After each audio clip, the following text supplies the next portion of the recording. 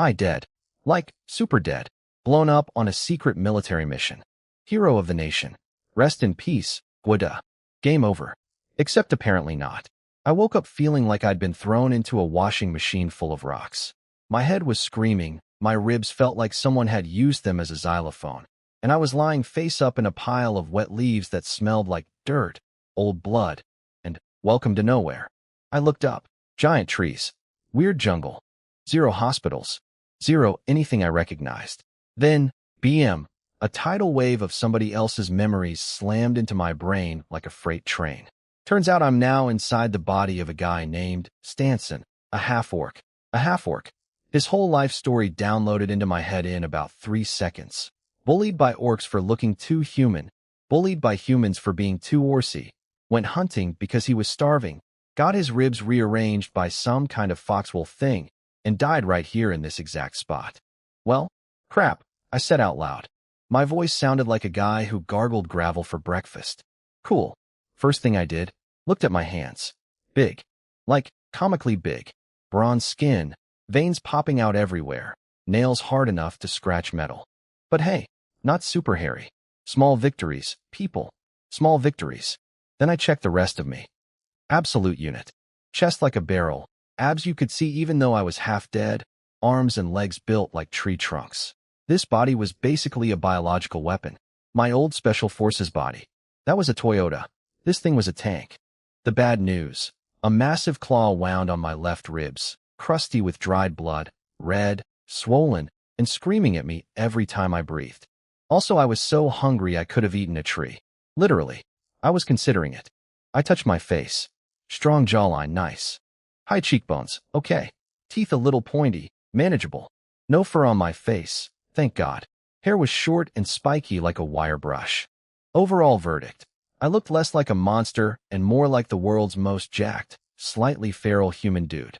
I could work with this. So let me get this straight. I'm a reincarnated Chinese Special Forces operative, stuck in the body of a half-orc reject, wounded, starving, alone in a monster-filled jungle on some fantasy continent called Talaris. Cool. Cool. But then, and I'm not gonna lie, I looked down at my pants and let out a little laugh. Let's just say the half-orc genes were generous in certain departments. Every cloud has a silver lining, am I right? Look, my motto has always been simple. Alive means possibilities, dead means nothing. And somehow, against all logic, I was alive again. That's the biggest bargain in the universe, and Gwada does not pass up a bargain. So I dragged my giant, bleeding, hungry, ridiculous new body upright. Almost 2 meters tall, by the way, had to duck under branches like I was in a house built for hobbits, and started walking. Used my 10 years of survival training to figure out where water might be. Somewhere out there was a drink, a meal, and maybe something that wouldn't try to eat me first. Probably. The jungle was dark, loud with mystery screams, and absolutely wanted me dead. But deep inside this busted-up body, I could feel something weird, like a volcano sleeping in my gut, some massive energy just sitting there. No idea what it was. Didn't care right now. That was a problem for future Stanson. Present Stanson needed water, food, and to not bleed out. One step at a time, big guy. One step at a time. All right, so where were we? Oh, right. I'm a reborn Chinese Special Forces soldier trapped in a half-orc body, bleeding from the ribs, starving like I haven't eaten in 3 lifetimes, which, technically, might be accurate, and standing in the middle of monster jungle with absolutely nothing to my name. Not even pants. Well, okay, I had pants. Barely. Step 1, water. I went full survival mode robot. Checked the soil moisture. Sniffed the air. Got down on my hands and knees and literally pressed my ear to the ground like some kind of orc whisperer. 10 years of elite military training doesn't just disappear because you switched bodies, people. The skills are in the soul. Found a direction where the ferns were extra lush and some wide-leaf plant called blue crown grass was thriving. Translation, water nearby. Let's go. And here's the thing, this half-orc body? Absolutely cracked at sneaking. I'm almost 2 meters of solid muscle, and somehow I was moving through this jungle quieter than a cat in socks. My old human body could never. I was practically floating. Found a little stream. Crystal clear, smooth pebbles on the bottom. Looked like something off a screensaver. Did I dive in face first? No, because I'm a professional. I hid in the bushes for 10 minutes watching it like a paranoid squirrel. Checked for predators. Checked for poison. Sniffed it. Then I drank. That first sip? Better than any beer I ever had. And I've had a lot of beer. Step 2. Weapons. Because what's a man without a good axe? I found some black flint rocks, a vine tougher than steel cable called iron wire vine, and beat the absolute daylights out of a dead ironwood tree until I got a decent stick. Then I sat there like a caveman at arts and crafts class, chipping away at a stone axe head, sweat pouring down my face, ribs screaming, hands shaking, but my hands, steady as a surgeon's. Some things you just don't lose. Tied it all together with wet vine, tested it with a couple swings, whoosh whoosh, and honestly, I felt like Thor. Ugly, homeless, half-orc Thor. But Thor. Step 3. Food. Tracked some little three-toed footprints along the stream. My nose, which is apparently way better now, picked up this musky, slightly fishy animal smell. Followed it about 100 meters and found my dinner. A badger-sized critter covered in pale green scales, happily digging in the dirt and going, chirp chirp, like it didn't have a care in the world. Sorry, little buddy. Gwida hasn't eaten since his last life. I calculated distance, wind, escape routes, the whole special ops playbook, then exploded out of the bushes like a missile with abs. The little scale badger freaked out, puffed up its armor, tried to dive into its hole. Too slow. One swing. Clean hit right where the scales were thinnest. Lights out, scale badger. I'm not proud. Okay, I'm a little proud. Step 4. Become a chef. Skinned it with a sharp rock, harder than it sounds. Those scales were like peeling a coconut made of armor. Checked the guts for parasites, because I'm classy like that. Washed everything in the stream. Along the way, I also went shopping in nature's pharmacy. Grabbed some ice moss grass, crush it up, and it oozes cooling goo, perfect for wounds. Found some bright orange mushrooms that were obviously poisonous, but I wrapped a few up anyway, because hey, you never know when you need to poison something. Ate a yellow berry that was so sour my face almost imploded. Collected some fluffy tree moss for starting fires. Step 5. Fire. Bow drill method. Because I'm not some amateur rubbing sticks together. Made a little bow from a bendy branch. Used iron wire vine as the string. Spun a hard stick against soft wood until smoke appeared. Nursed the tiny ember onto my tinder like it was a newborn baby. And boom. Fire. I will never take lighters for granted again. If I ever get back to civilization, I'm buying 1,000 of them. Roasted that scale badger on sticks over the flames. Fat dripping, sizzling, filling the air with the most incredible smell. Tasted like a mix of chicken and fish with a wild, gamey kick. No salt, no seasoning, absolutely 0 presentation points. And it was the greatest meal of my entire life. Both lives. I ate like 6 pieces. No regrets. Step 6. Don't die in your sleep. Slapped the healing moss on my ribs. Instant cool relief, like nature's icy hot. And then found a shallow rock overhang near the stream. Moved my fire to the front as a, please don't eat me, sign for wildlife. Cut a bunch of thorny branches and built a barricade across the entrance. Set up tripwire alarms with vine. Left just enough space for my giant orc body to crawl through. And finally, I sat down with my back against cold stone, axe within arm's reach, fire crackling, jungle howling all around me in the dark. Day 1 scorecard. Water, weapon, food, fire, shelter, not dead. Looking good doing it. That debatable somewhere out there in this dark, screaming jungle, things with teeth and claws were hunting. But tonight, behind my wall of thorns with a belly full of scale badger and a stone axe in my hand, I liked my odds. Wilderness debut? Nailed it. So I woke up on day 2 and my stomach was basically trying to eat itself. You know that feeling when you skip lunch and get a little cranky? Multiply that by about 1,000 and add a body that burns calories like a furnace on overdrive. That scale badger from yesterday? My body processed it like it was a single cracker. One cracker. This half-orc metabolism is absolutely insane. I'm like a biological black hole. Everything goes in, nothing is enough. Am I part tapeworm? I muttered to myself. Seriously, this body eats like it's training for the Olympics of eating. The good news, my little overnight snare traps actually caught something. A chubby rabbit-looking thing with gray fur and tiny ears, flopping around and squeaking. Sorry, buddy. Circle of life. I ended it quick and clean. I'm not a monster. Well, technically I'm half monster, but a polite one. Did I eat it right away? No, because Gwada is a planner. Morning prep montage. Picture it in slow motion with dramatic music. First, I sharpened my stone axe on a wet sandstone rock by the stream. That thing had gotten dull from yesterday's scale badger fight. Scraped and ground it until the edge was gleaming like a razor in the sunlight. Could practically see my own tired, ruggedly handsome orc face in it. Then I went full prehistoric weapons manufacturer, grabbed some flint, smashed it open, picked out the sharpest pieces, and tied them onto 2 short sticks with bark fiber. Boom! 2 throwing daggers. Tested the balance, gave them a spin. Chef's kiss. Deadly. But wait, there's more. I also made a slingshot. Found a Y-shaped branch, tied it up with stretchy vine, loaded up my pockets with smooth rocks. David versus Goliath style. Except I'm basically Goliath with David's weapon. Unfair advantage. I prefer tactical flexibility. Finally, I took that rabbit's fur and wrapped strips around my hands, forearms, elbows, and knees as makeshift armor. Did I look ridiculous? Probably. Did I look like a caveman who'd just discovered fashion? Absolutely. But hey, function over form. I was basically wearing the jungle equivalent of boxing gloves and knee pads. Gear check complete. Let's hunt. Time to go big game shopping. I started doing a spiral search pattern from my camp. Special Forces recon technique. Works just as well in fantasy jungles as it does in actual war zones. And let me tell you, sneaking in this body is unreal. I'm a 2-meter wall of muscle tiptoeing through ferns like a ballet dancer made of shadows. My orc instincts and my soldier training were merging together like the world's most dangerous peanut butter and jelly sandwich. Every footstep, silent. Every movement, calculated. I was a ghost. A very large, very hungry ghost. My nose was working overtime too. I could smell everything.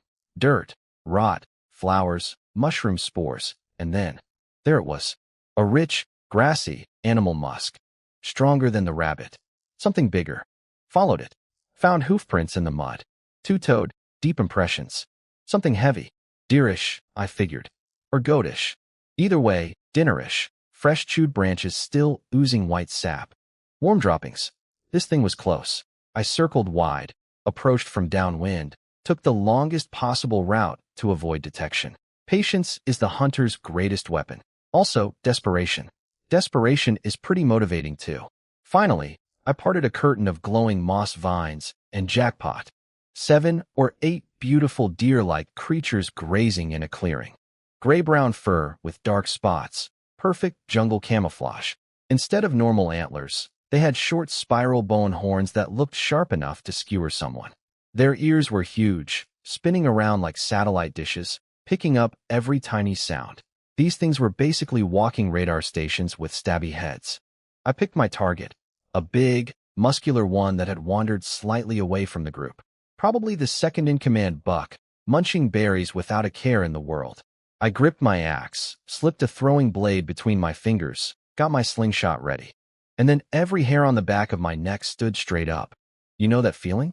That, something is very wrong feeling? 10 years of near-death experiences had turned that feeling into basically a superpower. My danger alarm was screaming. I froze. Stopped breathing. Went full statue mode. Slowly, very, very slowly, I scanned the edges of the clearing. Trees, shadows, bushes, roots. There, near a massive tree trunk. Claw marks in the dirt. Deep. Violent. Way bigger than hoofprints. And not just one set. A whole trail of them, carefully hidden, leading right toward the deer herd from the shadows. Something else was hunting these deer. Something big. Something patient. Something that had been sitting there in the dark, waiting for the perfect moment to strike, just like me. I was the mantis catching the cicada, and something behind me was the bird about to catch the mantis. My blood went ice cold. Every drop of sweat on my back turned to frost. If I had charged out there 5 seconds earlier, chasing deer like a hungry idiot, I would have spooked everything, blown my cover, and served myself up as a free appetizer to whatever nightmare predator was lurking in those shadows. That's not dying heroically. That's dying stupidly. And Gwada does not die stupidly. Not twice, anyway. So what did I do? I pressed myself flat against the ground like a pancake. A very muscular, Very scared pancake. Controlled my breathing until it was barely a whisper. Became one with the dirt. My eyes were the only things moving, flicking between the happy, clueless deer and that terrifying shadow where something with enormous claws was crouching. Now here's the decision. Do I bail? Crawl away quietly, live to fight another day, go home to my rock cave and eat sad rabbit for dinner? Or do I wait? Let the mystery monster attack first, let everything go crazy, and then steal a deer in the chaos like the world's most opportunistic grocery shopper? My stomach screamed. Stay, my ribs. Screamed. Leave. My brain screamed. This is insane. My soul, the part of me that once rode a motorcycle into a terrorist compound, whispered, do it. So I stayed. Flat on the ground. Heart pounding. Axe ready. Throwing blade ready. Every muscle coiled like a spring. Waiting for the unknown predator to make its move while also watching my own back because for all I knew, there could be a third hunter out there watching me. Jungle politics, man. It's like a reality TV show where everyone's trying to eat everyone else, and I'm the new contestant nobody invited. The sweat was rolling down my face. I didn't blink. I didn't move. The deadliest game of who moves first in the history of this stupid forest was officially on. I flat on the ground, playing the world's most dangerous game of don't move, don't breathe, don't exist. The deer were munching. The mystery predator was lurking, and my stomach was growling so loud I was genuinely worried it would give away my position. Time slowed down to a crawl. You know how in movies everything goes into slow motion before the action scene? It was like that, except it lasted forever, and instead of cool music, all I could hear was my own heartbeat and some bird that would not shut up. Then one of the deer, a smaller female, the smart one of the group, suddenly snapped her head up. Ears spinning, nostrils flaring, berry juice still dripping from her mouth. She sensed it. The other deer noticed her noticing, and suddenly everyone stopped chewing. And then the shadow moved. What came out of those trees? I'm going to need a moment. Imagine a wolf. Now make it the size of a small horse. Now painted dark red, like dried blood red. Like, I've bathed in the tears of my enemies, red. Give it muscles that look like they were sculpted by an angry god. Now take out one eye and replace it with a massive scar that splits half its face open, leaving an empty socket that looks like a portal to actual hell. And the remaining eye? Glowing with the kind of cold, psychotic rage that says, I kill things for fun and eating them is just a bonus. Yeah, that came out of the shadows. My brain instantly named it Blood Fong, because what else do you call something like that? Mr. Snuggles? And this thing was fast. Like, blink and you're dead, fast. It didn't just run at the deer, it basically teleported. 1 second it was in the shadows, next second it was airborne, jaws wide open, aiming for the biggest buck's neck like a furry guided missile. Crack. 1 bite. Neck snapped like a breadstick. The buck dropped like a bag of rocks, legs twitching, blood spraying everywhere like a broken fire hydrant. The whole clearing turned into a crime scene in about half a second. 1-hit kill. This wolf didn't mess around. This wolf was the final boss of the entire jungle. And I was hiding in a bush 30 feet away thinking, well, I've made a terrible decision. Blood Fong stood over its kill, planted a paw on the dead deer like a conqueror planting a flag, and let out a roar that I felt in my bones. Not a howl, a roar. Hey, this is mine, and if you even think about it, I will yandy you. Roar. Then it's one glowing I swept the tree lean like a searchlight. Dot and stopped. Right. On. Me. Oh no. Oh no. Look, I was hidden perfectly. Not a sound, not a movement. But apparently this demon wolf could smell the faint blood from my rib wound. Or maybe it sensed my fear. Or maybe it could just smell the former human who doesn't belong in this world on me. Either way, cover blown. Game over. It knew I was there. Every muscle in my body went from tense to about to explode. No time to think. Only time to not die. I did not run backward in a straight line. That's how you get caught by literally everything with 4 legs. Instead, I threw myself sideways behind the fattest tree I could find. At the same time, I flicked one of my throwing blades, not at Blood Fong. I'm not stupid enough to think a toothpick would stop that, but at the ground where its paws would land next. Just trying to mess up its footing for half a second. Half a second was all I needed to not be dead. Shrip, I dodged its main attack. Barely. Barely. Its claws raked across my back as I rolled, shredding my leather shirt like tissue paper. 3 new burning lines of pain. Blood immediately. Cool. More scars. Just what I needed. But, and this is the beautiful part, when Blood Fong landed from its pounce, one of its paws came down right on top of some sharp flint scraps I'd scattered earlier. Just little stone fragments from making my weapons.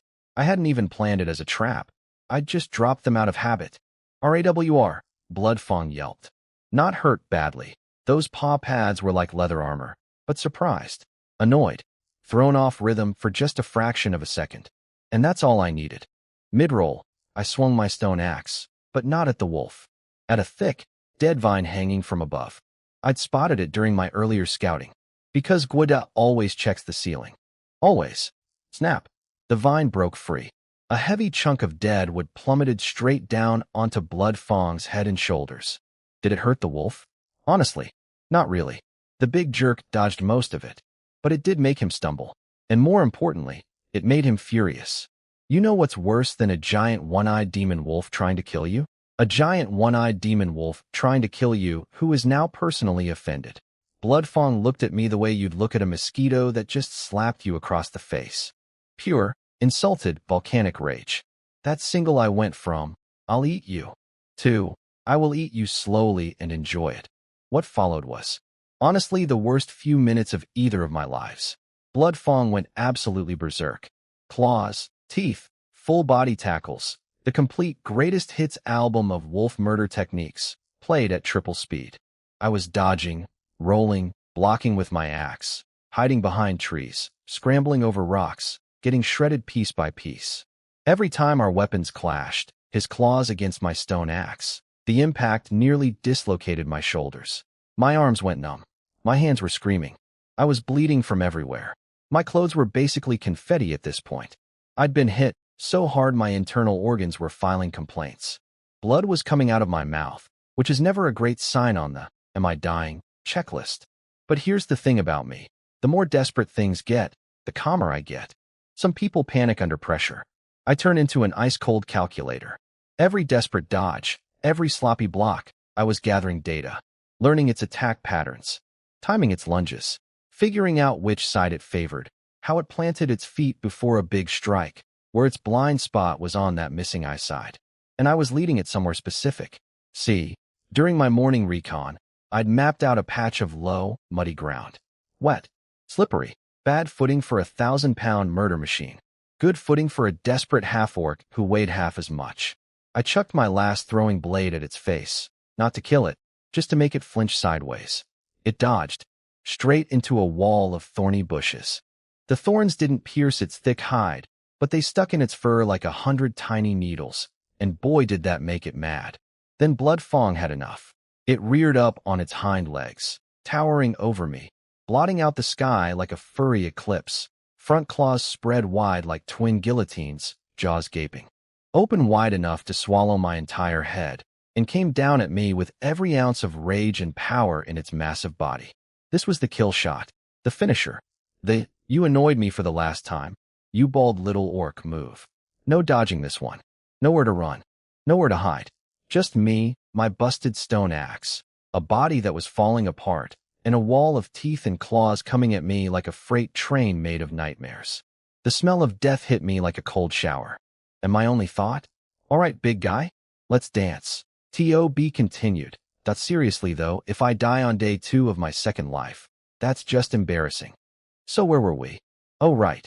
A demon wolf the size of a small car was falling on top of me with its mouth open wide enough to swallow my entire torso, and I had about 0.3 seconds to not die. Here's the thing about being cornered with 0 options. Your brain either shuts down or goes into ultra instinct mode. Mine picked option B. Time went slow motion. Like Matrix slow. And in that freeze frame, I saw it. 2 weaknesses. 1. Blood Fong was fully stretched out mid-leap, belly completely exposed, soft and unprotected. 2. Its left front leg, the one with the old injury, had a tiny hitch in its movement. Just a fraction of a stiffness. Most people wouldn't notice. But I'm not most people. I'm a guy who spent 10 years noticing things that keep him alive. So what did I do? Something absolutely, certifiably insane. I stepped forward. Into the attack. directly into the path of those claws. Gwada, you might say, that's suicide. And yes, technically I agree. But hear me out. I angled my body, so his claws hit my left shoulder, the side that was already messed up. Sacrifice what's already broken to protect what still works. Special Forces math. It's ugly, but it adds up. Shrip. Crack. His claws went into me. Deep. I heard bones cracking. My bones. The pain was so extreme my vision went white, then black, then some color that doesn't exist in the human spectrum. I'm pretty sure my soul briefly left my body, looked at the situation, said, nope, and came back because the afterlife rejected me again. But, at the exact same moment, I launched my slingshot at Bloodfang's right rear knee. Not to kill it, just to mess up its balance at the worst possible moment. Thwack. Direct hit. The big idiot's perfect killing pounce turned into an awkward stumble. Weight shifted. Balance broken. And that was my window. I wrapped my right arm around its neck like a headlock from hell, used its own forward momentum against it, and slammed this 1,000-pound wolf face first into the mud. Boom. Mud and blood everywhere. Like a bomb went off in a swamp. Before it could recover, I swung my stone axe, not at its body, might as well hit a tank with a spoon, but at its right front elbow joint. Structural damage. Take away the legs, take away the fight. Crack. Bloodfang howled. Its good front leg buckled. And then, my left hand. The whole time, I'd been hiding my sharpest, most carefully prepared flint blade. My secret weapon. My ace in the hole. While Bloodfang was reeling from the elbow hit, I drove that flint blade straight into its left armpit, the softest spot on its body, right next to the chest cavity, close to the heart. No armor there. No thick fur. Just soft tissue and major blood vessels. Then I twisted, and pulled down, and ripped. Though. Bloodfang screamed. And I mean screamed. Every bird in a 5-mile radius shut up. The entire jungle went dead silent. Like even the trees were going, oh dang. Hot wolf blood exploded all over me. Face, mouth, eyes. I was drinking the stuff. Tasted like pennies and regret. 0 out of 10, do not recommend. Bloodfang thrashed like a bucking bronco on steroids. Trying to shake me off, trying to roll, trying to do anything. But I held on like the world's most stubborn backpack. Right arm locked around its throat. Left hand twisting that flint blade deeper, wider, Messier. I couldn't let go. If I let go, everything I'd sacrificed, the shoulder, the ribs, half my blood supply, would mean nothing, and I'd be dead in seconds. This was no longer a fight. This was a contest of pure willpower. Who gives up first dies. We rolled in the mud and blood for what felt like an hour, but was probably about a minute. Both of us screaming, bleeding, fading. My consciousness was flickering like a dying light bulb. His movements were getting weaker.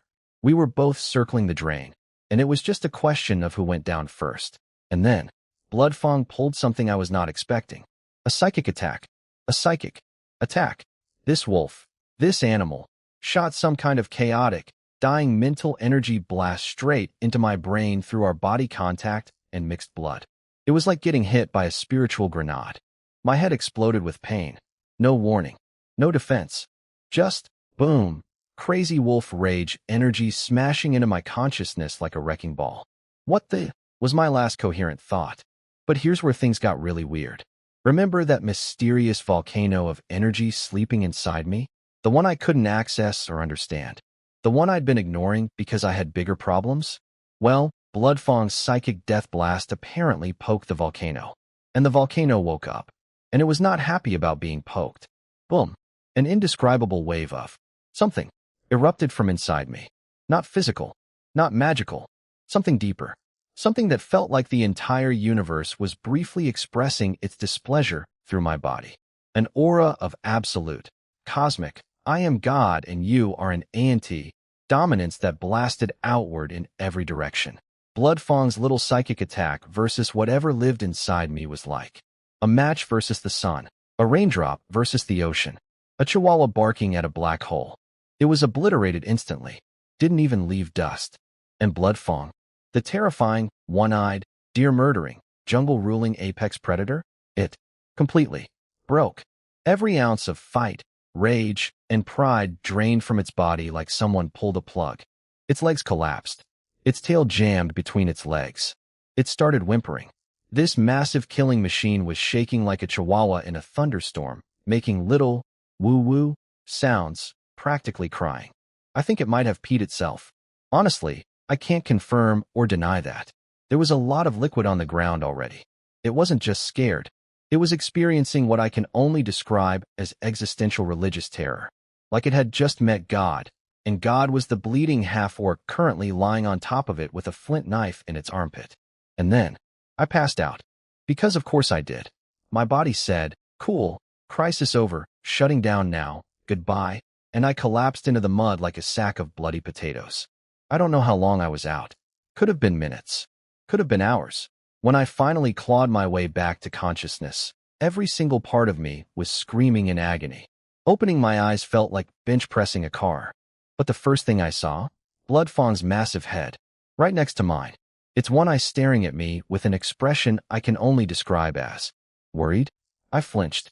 Old combat instincts. Giant wolf face 2 inches away. Danger, danger.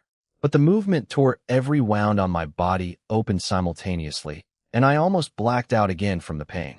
Bloodfang didn't attack. Instead, it made this soft, gentle whining sound and nudged something toward my mouth with its nose. A chunk of fresh deer meat. The good stuff, liver and prime cuts, ripped from the deer it had killed earlier and carefully placed next to my face. Then it started licking my wounds. Gently, carefully, like a nurse. A giant, terrifying, one-eyed, blood-soaked nurse. I looked at my injuries. The bleeding had mostly stopped on the ones Bloodfang had been licking. I looked at Bloodfang's belly. That horrible gash I'd carved was still open and awful, but it had dragged itself over to bring me food anyway. I looked at the meat. I looked at the wolf. I looked at the meat again. My brain, running on approximately 2% power, slowly connected the dots. Did I just accidentally tame this thing? That insane energy blast from inside me, whatever that was, had apparently scared Bloodfang so deeply, so fundamentally, right down to its DNA, that it had gone from, I will eat your face, to, please accept this offering, my lord and master. I am your humble servant forever. I now had a pet. A giant, one-eyed, demon wolf pet. That 5 minutes ago was actively trying to murder me. Ha ha. I started laughing. It came out as a raspy, blood-bubbling wheeze that turned into coughing, which turned into spitting up blood, which hurt so bad I wanted to cry. This is the most ridiculous thing. I lay there in a puddle of mixed blood and mud, broken in about 15 places, barely alive, with a 400-pound demon wolf cuddling up next to me like a guilty golden retriever who just destroyed the couch. If this were back in modern times, I'd be one of those weird guys at the dog park whose rescue makes everyone else leave. Oh, don't worry, Bloodfang is friendly. He only killed like 2 things today, day 2 of my new life, and I've gone from naked caveman to naked caveman with emotional support murder wolf. Progress? I think so. Questionable progress, but progress. Me and my new emotional support murder wolf, both looking like we lost a fight with a blender, limping through the jungle like the world's saddest buddy cop movie. Bloodfang was curled up next to me while I chewed on the last piece of raw deer meat like it was a 5-star steak. No salt, no pepper, no plate.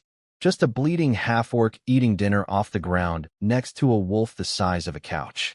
Gordon Ramsay would cry. I reached out and patted Bloodfang on the head. It tensed up. Every muscle went rigid like, if you weren't my terrifying overlord I would bite that hand off. But then it leaned into it and whimpered like a puppy. 1,000-pound, one-eyed, scar-faced demon wolf. Doing the puppy lean. If any other jungle animal saw this, their brains would melt. The most feared predator in the forest was getting head scratches from a half-dead half-orc and enjoying it. All right, buddy, I said, we're in this together now. Both gotta survive. Bloodfang snorted hot blood breath in my face. I chose to interpret that as agreement. We needed to move. The blood from our epic death match was basically a dinner bell for every predator in a 10-mile radius. Staying by the stream was like putting up a neon sign that said, free meat. Already tenderized. Can you walk? I asked the wolf. Bloodfang tried to stand. Almost face-planted. I caught it with my good shoulder, which was hilarious if you think about it. A 2-meter half-orc propping up a wolf that weighed more than him. Both of us held together by dried moss paste, and pure stubbornness. We started walking.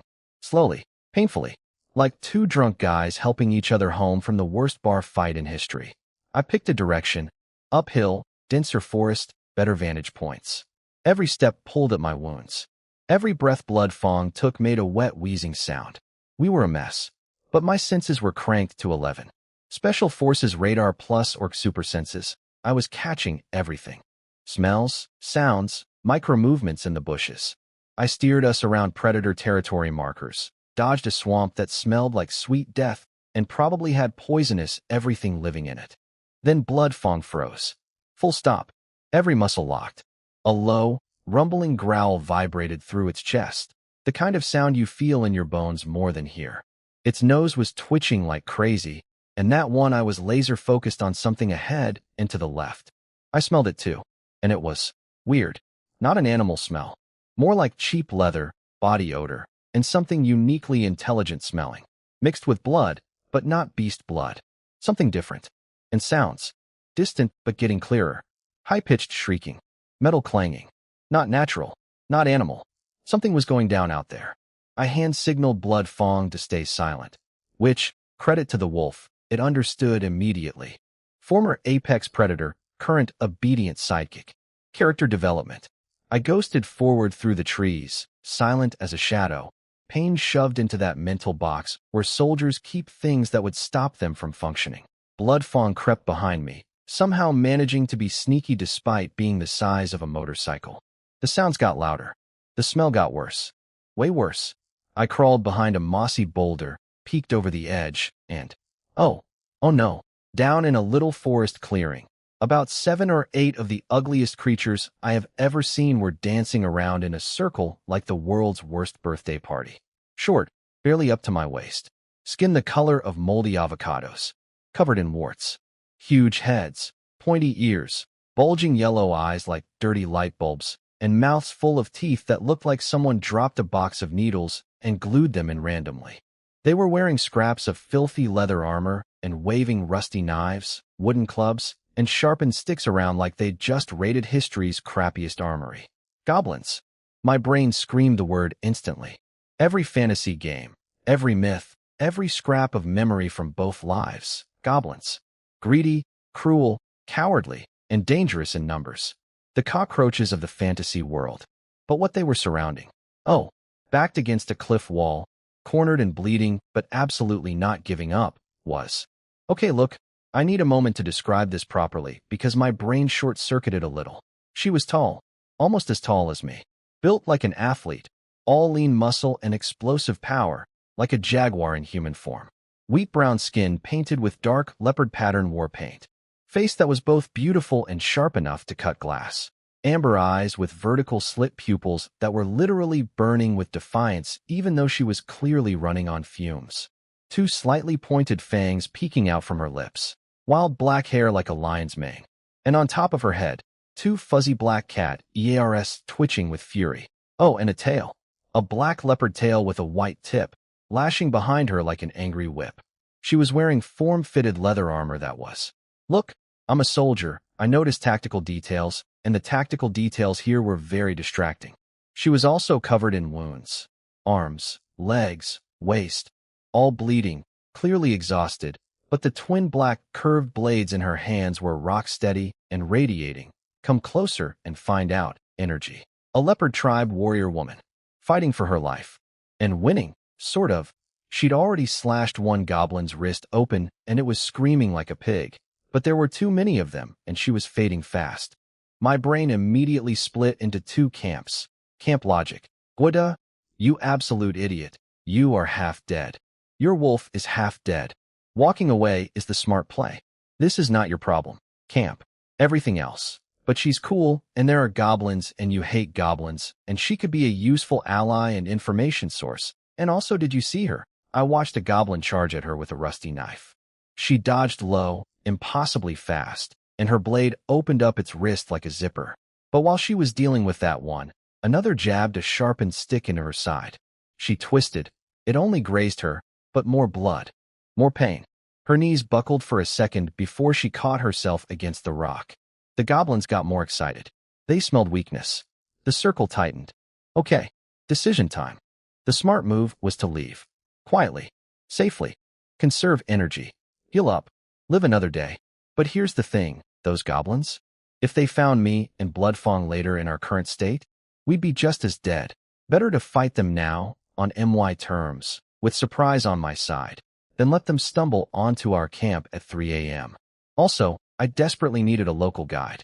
Someone who knew this world, this jungle, the politics, the dangers. Cat Ear Warrior Lady over there was clearly experienced, clearly tough, and if I saved her life, clearly would owe me one. Also, and I cannot stress this enough, goblins are disgusting and I wanted to hit them with my axe. Never pass up a good deal, I muttered, licking my cracked lips. The old motto. I turned to Bloodfang, locked eyes with it, and gave the simplest briefing of my military career. You. Stay. Hide. Wait for my signal. Then, attack. I pointed at Bloodfang. Mayday, stay down. Gesture. Pointed at the goblins below, then mind biting and clawing. Bloodfang looked at the goblins. Looked back at me. Its expression was unmistakable. That seriously? Those little things? Beneath my dignity, but it obeyed. Crawled into the shadows behind some rocks. Melted into the darkness. One eye glowing like a red ember. Locked onto the clearing below. Ready. Good wolf. I checked my gear. Stone axe, sharp. Slingshot, loaded. Flint blades, tucked and ready. Body, absolutely wrecked but functional enough.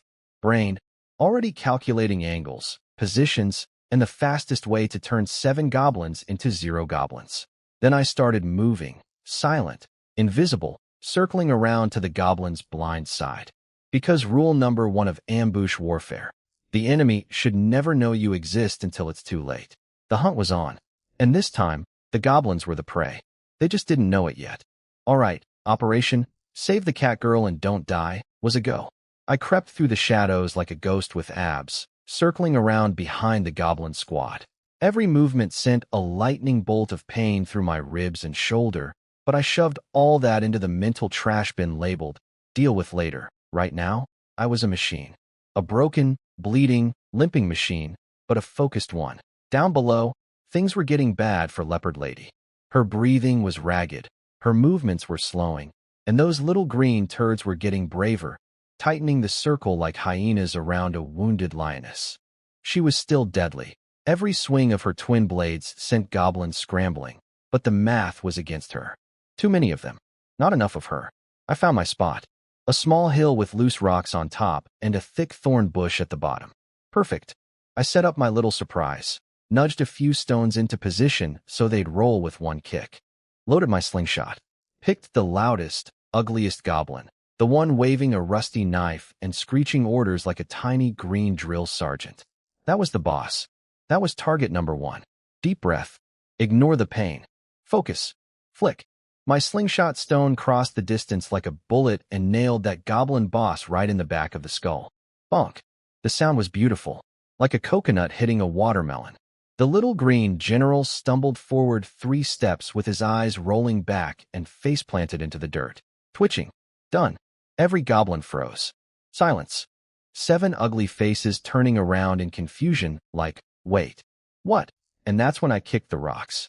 Crash, bang, rumble. Stones tumbled down the hill, smashing into the thorn bushes, snapping branches, throwing up dirt and debris. It sounded like a small avalanche.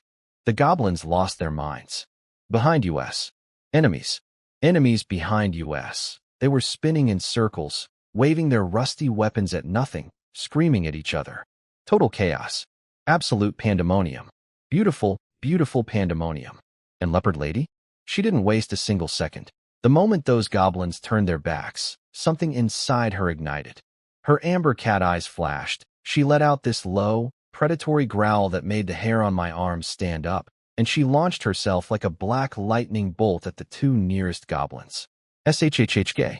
SHHHK. 2 throats opened. 2 goblins down. She moved so fast I barely saw the blades. Just the spray of green blood and 2 bodies dropping. Catgirl was scary. I was immediately glad I'd chosen to rescue her instead of fight her. My turn.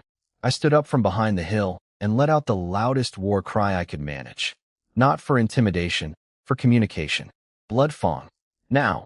And from the opposite side of the clearing, Right behind the goblin's exposed backs came a roar that shook the trees. Bloodfang exploded out of hiding like a demonic freight train. Injured? Yes. Slower than usual? Sure. But to a bunch of waist-high goblins, a charging one-eyed mega-wolf with murder in its eye was basically the apocalypse with fur. It plowed straight into the thickest cluster. One swipe of its paw sent 2 goblins flying like ugly green baseballs. I heard their bones crunch midair. Then it grabbed a 3rd goblin in its jaws, the one that tried to stab it with a wooden spear, bless its stupid little heart, and just bit it in half. Clean. Like snapping a breadstick. That goblin didn't even finish screaming before it became 2 separate pieces of goblin. The remaining goblin's morale didn't just break. It evaporated. Monster, run. The one-eyed demon. They scattered like roaches when you turn the lights on. Tiny green legs pumping, weapons thrown aside, high-pitched screaming filling the forest. I charged down the hill after them. Found one slightly bigger goblin trying to rally the others with an actual iron knife. A real weapon. Couldn't let that one go.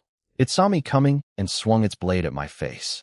I brought my stone axe down on the knife like a hammer. Clang. The iron knife went flying out of its hands. Its grip shattered.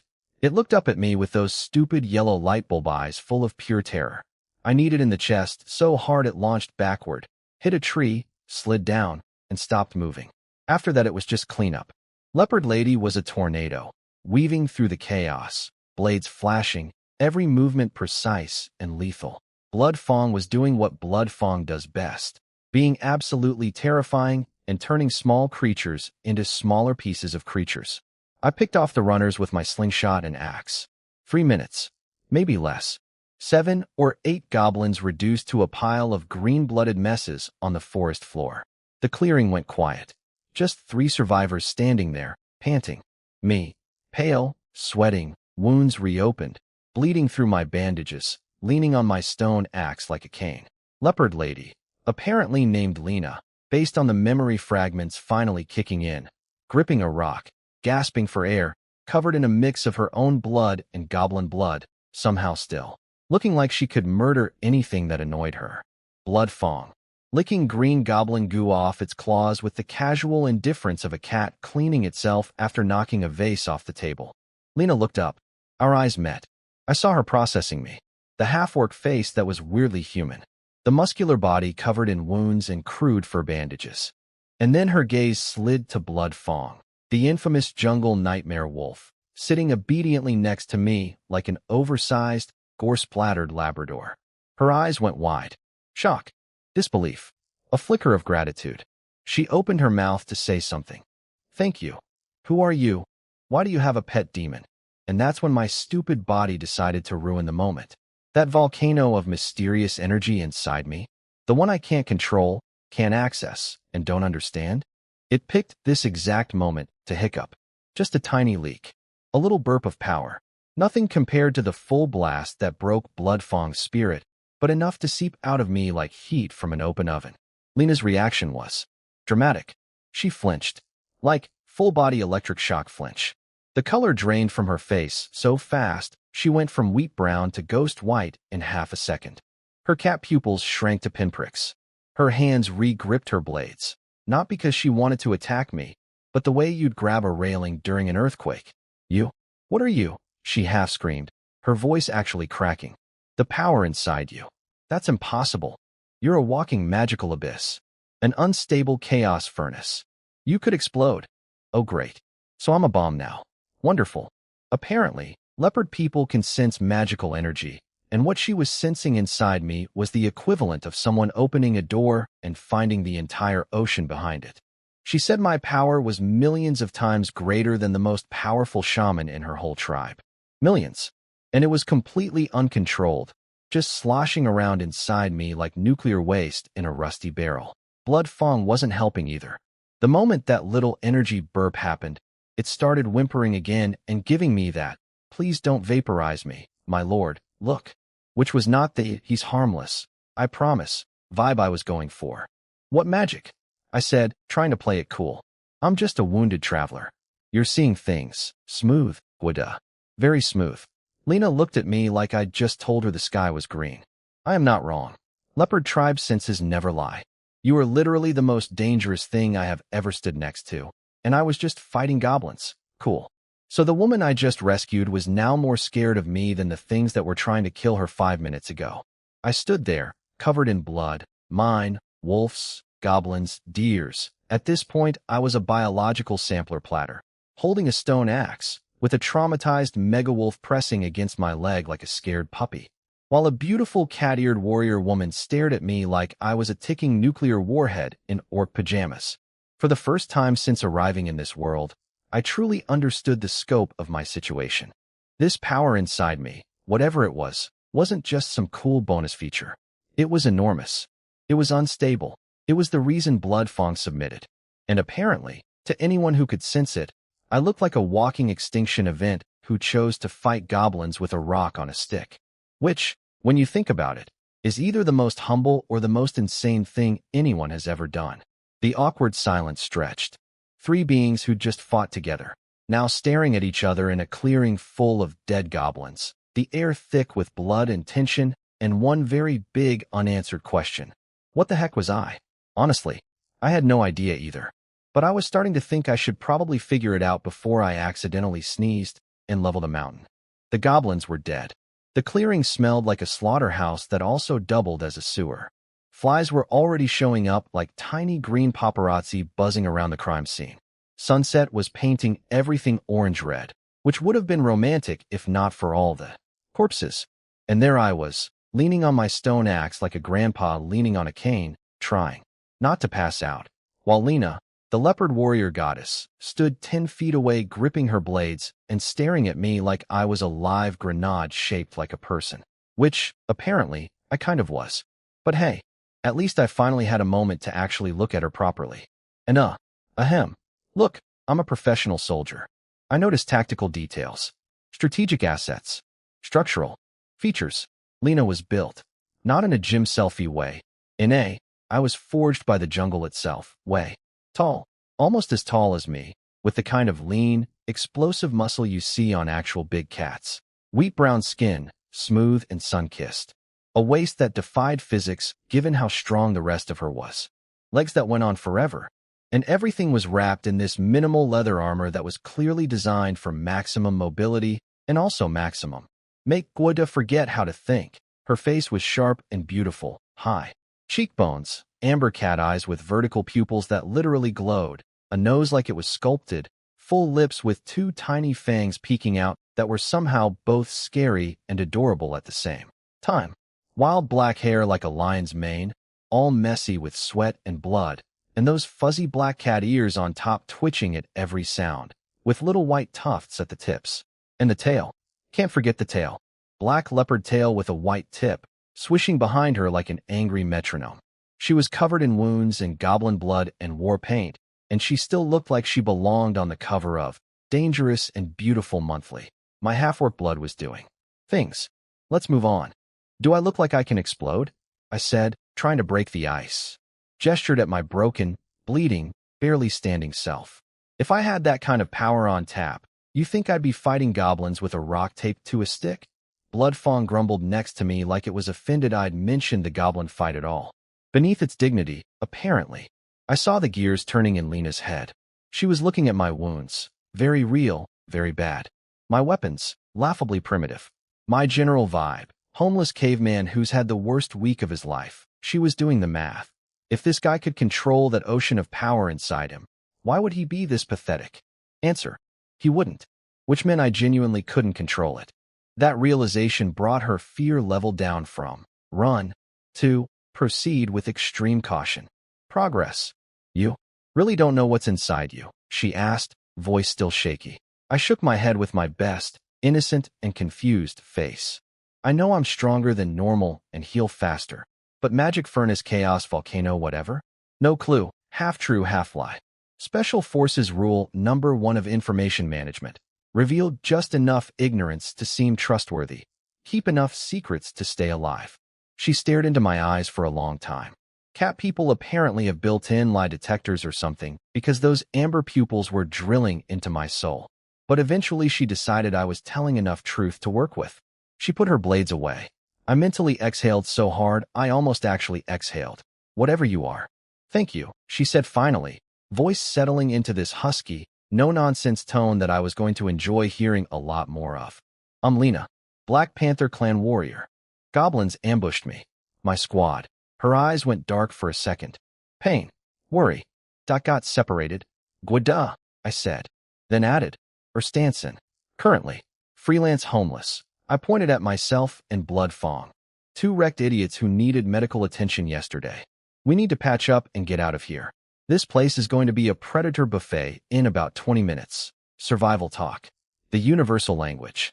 Instantly, we were on the same page. Lena snapped into action.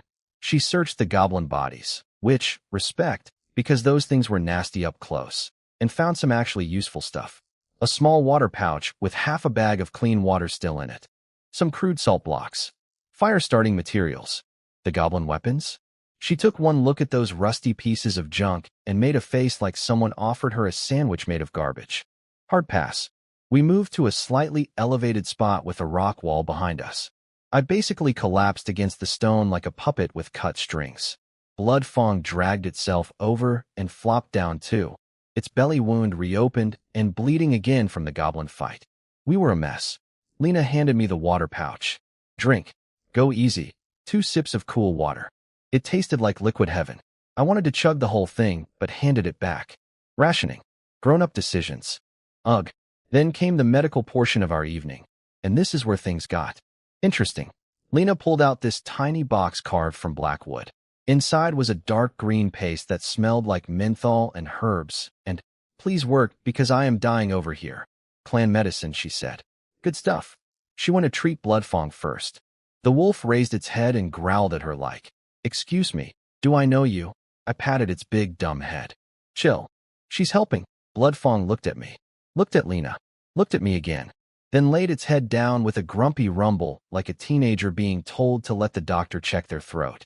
Lena's eyebrows shot up. She was clearly amazed at how obedient my murder wolf was. Ya lady, I'm that guy now. She treated Blood Fong's belly wound. Deep, almost hit internal organs. She packed it with the green paste and wrapped it with cloth strips torn from her own clothes. Blood Fong immediately calmed down as the painkiller kicked in. Good stuff indeed. Then it was my turn. Your wounds, she said, all business.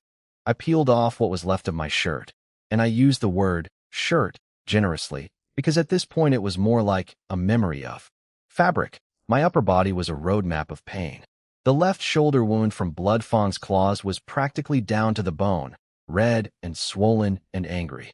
The rib gash was puffy and threatening infection, plus about 30 other cuts, scrapes, and claw marks decorating my chest and back like the world's worst tattoo collection.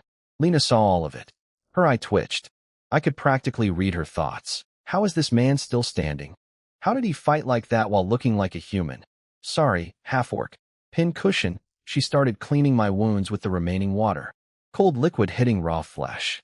My muscles locked up. Every nerve ending screamed. But I didn't make a sound. Soldier's pride. Also, pretty girl was watching. Double soldier's pride. Then the green paste went on. Initial sting, like someone jabbing a hot needle into each wound, followed by a wave of cool relief that was so good I almost moaned. Almost. Kept it together. Barely. Then came the bandaging.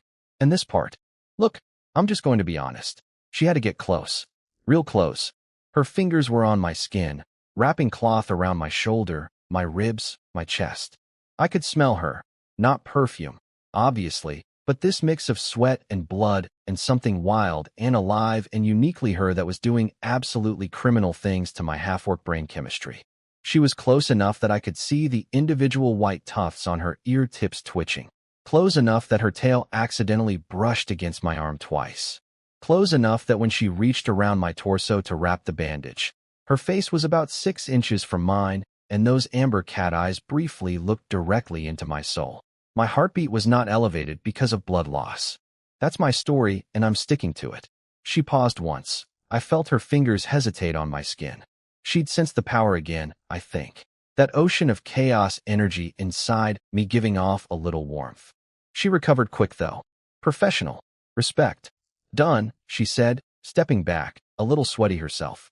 Best I can do. We need clean water and real shelter, or these will get infected. Thanks, Lena.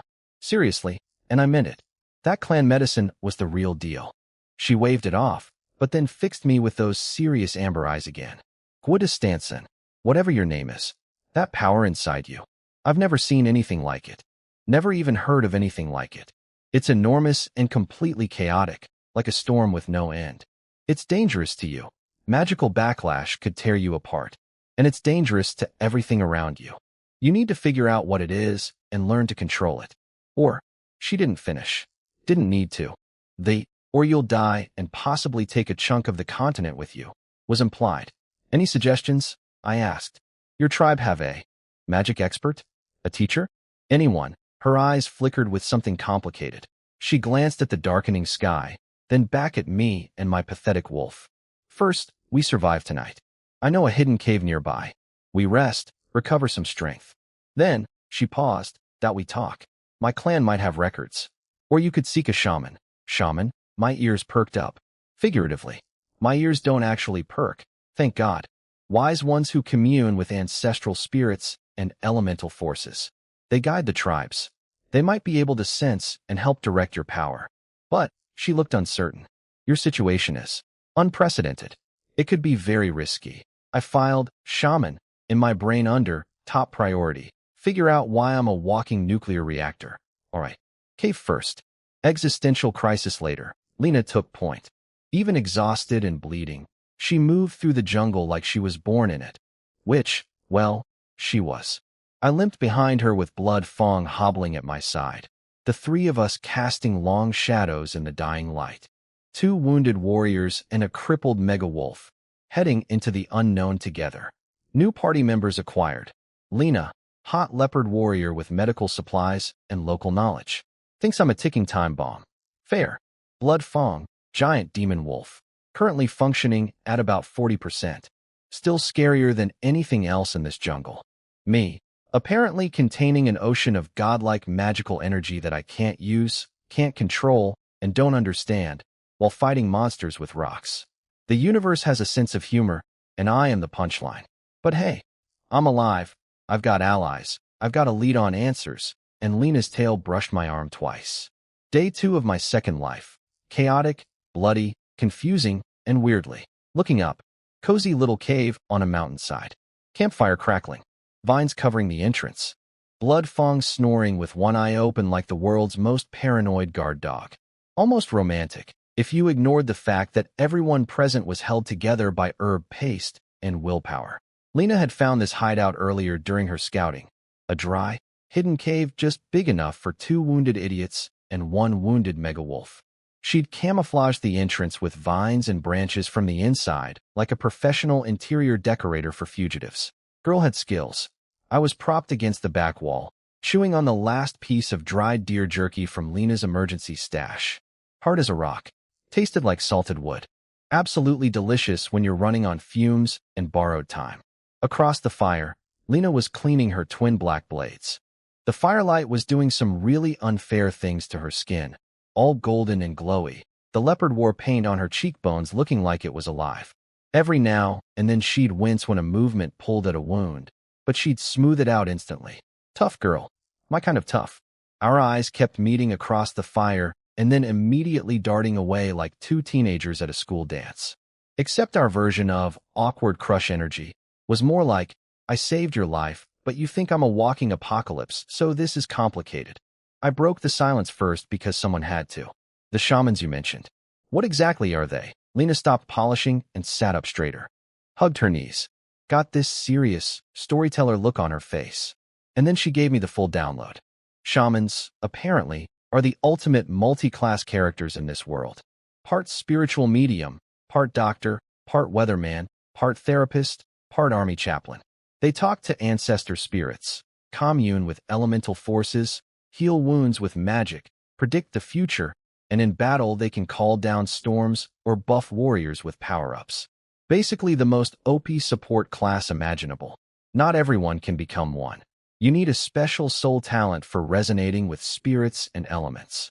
Years of meditation, rituals, and training. The strongest shamans can merge with powerful ancestor spirits and temporarily become demigods. Cool, I thought. So do I have shaman powers? Absolutely not, Lena said, so fast and so firm that I actually flinched. Then she explained, and yeah, my situation was not the shaman situation. Shaman power is like a gentle stream borrowed from nature, controlled, channeled, following the rules of the world. Elegant, orderly, like a well-designed plumbing system. My power. She described it as, and I'm quoting loosely here because she got really intense about this, an ocean. A bottomless, raging, chaotic ocean of raw primordial energy crammed into a body that was basically a water balloon trying to hold back the Pacific. Not a stream, not a river, a sea, an angry sea, with hurricanes, and possibly sea monsters. It's like someone took every river on the continent and forced them into a single water skin, she said, voice getting higher. You are the source. You don't borrow power, you contain it. And it's so massive I can't understand how you haven't been destroyed by it. She also pointed out that my power was completely uncontrolled, like a chained prehistoric beast thrashing around. In its sleep, and even the tiny bits that leaked out were enough to shatter a creature's will, see, blood fong, or make a seasoned warrior, see, her, almost drop to her knees. Honestly, she said, almost whispering now, the fact that you're still conscious and fighting with a stone AXE is a miracle. This doesn't match any known power system.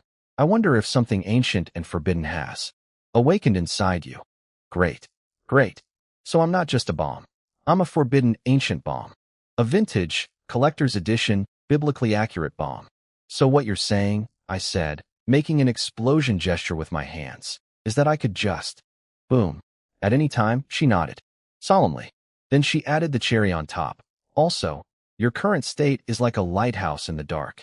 Anything that hunts by sensing magical energy, certain monsters, dark sorcerers, things like that, will be drawn to you like moths to a flame. To them, you're the most delicious snack on the continent. Wonderful. Not only am I a bomb, I'm a bomb that attracts monsters. I'm a monster magnet that might explode. That's my whole identity now. Blood Fong whimpered in the corner. Even the wolf knew this was bad. I closed my eyes. Let it all sink in. My incredible, golden finger, cheat code from reincarnation? Not a gift. A curse. Like winning the lottery, but the money is made of dynamite, and everyone wants to steal it, and also it might spontaneously combust. But you know what? I didn't survive.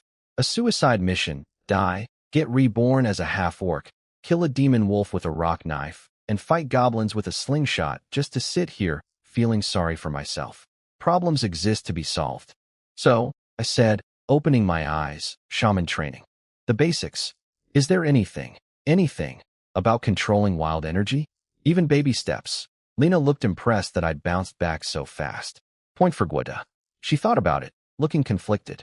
Shaman beginners start by sensing tiny elemental energies and learning to guide them with their mind. But your situation is like trying to drain a flooded dam with an embroidery needle. I'm not even sure the basic method would work, or if it might provoke that thing inside you and make everything worse. Gotta try, I said. No negotiation in my voice. It's an MY body. That means theoretically I should be able to control it. Even if I can only manage 1/1000th of a trickle, that's better than sitting here waiting to explode or become monster bait. Consider it. Repayment for saving your life? I added a little smirk at the end. Charm offensive. Always keep him off balance. Lena glared at me. I can't believe you're joking right now, glare. But her face softened just a tiny bit. Those cat ears twitched. Fine, she said quietly. I'll teach you the absolute basics. Meditation and mental focus techniques. Our leopard warriors learn a little bit of this for enhancing perception, plus the most elementary concepts of elemental sensing. But you promise me, the second something feels wrong, you stop. This is not a game. Promise, I said. And I meant it. She looked at me. Really looked. Firelight dancing in those amber eyes. I could swear her cheeks went slightly pink, but she turned away fast. Cleared her throat. Close your eyes, Gwada, I obeyed. Forget the ocean inside you. Empty your mind. Not sleep, alert stillness. Feel your breathing, your heartbeat, your blood flowing. Pull your awareness inward, away from the world, to a single point, between your eyebrows or your heart. Wherever feels natural. Okay. Empty my mind. Sure. Easy. It was not easy. My brain is wired for threat detection. 10 years of Special Forces training had turned my subconscious into a 24/7 security camera system. Every sound, every shadow, every micro-change in air pressure, my instincts refused to shut up. It was like trying to meditate in the middle of a fire alarm. But I'm stubborn. I wrestled those thoughts down one by one. Focused on breathing. In, out, in, out. Slowly, the outside world faded. Just the crackle of fire. Just my heartbeat. Lena's voice, soft now, guiding. Good. Now try to see, with your spirit. Sense the smallest, gentlest energy around you. The warmth of the fire. It's not just heat. It's alive, dancing, joyful. Reach toward it with your mind. Gently, like touching the most delicate flower petal. Try to feel its mood. I reached. I tried. I really, really tried. And I got nothing. The fire was warm on my face. That's it. That's all I could feel. No magical, dancing energy. No mood. No spiritual connection. My psychic senses were apparently about as sharp as a bowling ball. I was poking around in the dark with my mind like a blind man trying to find a specific grain of sand on a beach. Minutes passed. Sweat beaded on my forehead, not from heat, but from sheer mental effort producing zero results. I felt like an idiot. The guy with supposedly the most powerful magical energy in the known world. Couldn't sense a campfire's feelings. The universe was definitely laughing at me. Lena sighed softly. I could almost hear her thinking. Yeah, I figured. She was about to say something comforting. Take it slow, don't rush it. The usual gentle letdown. But here's the thing about me. I don't handle failure well. And when I get frustrated, I get reckless. After failing to sense any outside energy for what felt like the 100th time, my exhausted, stubborn brain did something incredibly stupid on autopilot. That little thread of mental focus I'd gathered up with nowhere to put it, instead of reaching outward toward the campfire again, I turned it inward and poked the ocean. Just a tiny touch. The lightest, most curious little mental finger tap on the very surface of that bottomless sea of chaos power sleeping inside me. Like dropping a single water drop into a pot of boiling oil. Oh no. Oh no. Okay, so you know how Lena told me. Be very careful, and stop if anything feels wrong. And I said, I promise. Yeah, I lied. Not on purpose. But my brain lied on my behalf. Here's what happened. I was sitting there, eyes closed, trying to feel the campfires, emotions, like Lena told me. Reaching out with my mind. Searching for magical energy. And getting absolutely nothing. Zilch. Nada. My spiritual senses had all the sensitivity of a brick wall. I couldn't feel the fire's mood, any more than I could taste the color blue. Minutes of sweating. Minutes of straining. Minutes of feeling like the world's dumbest wizard.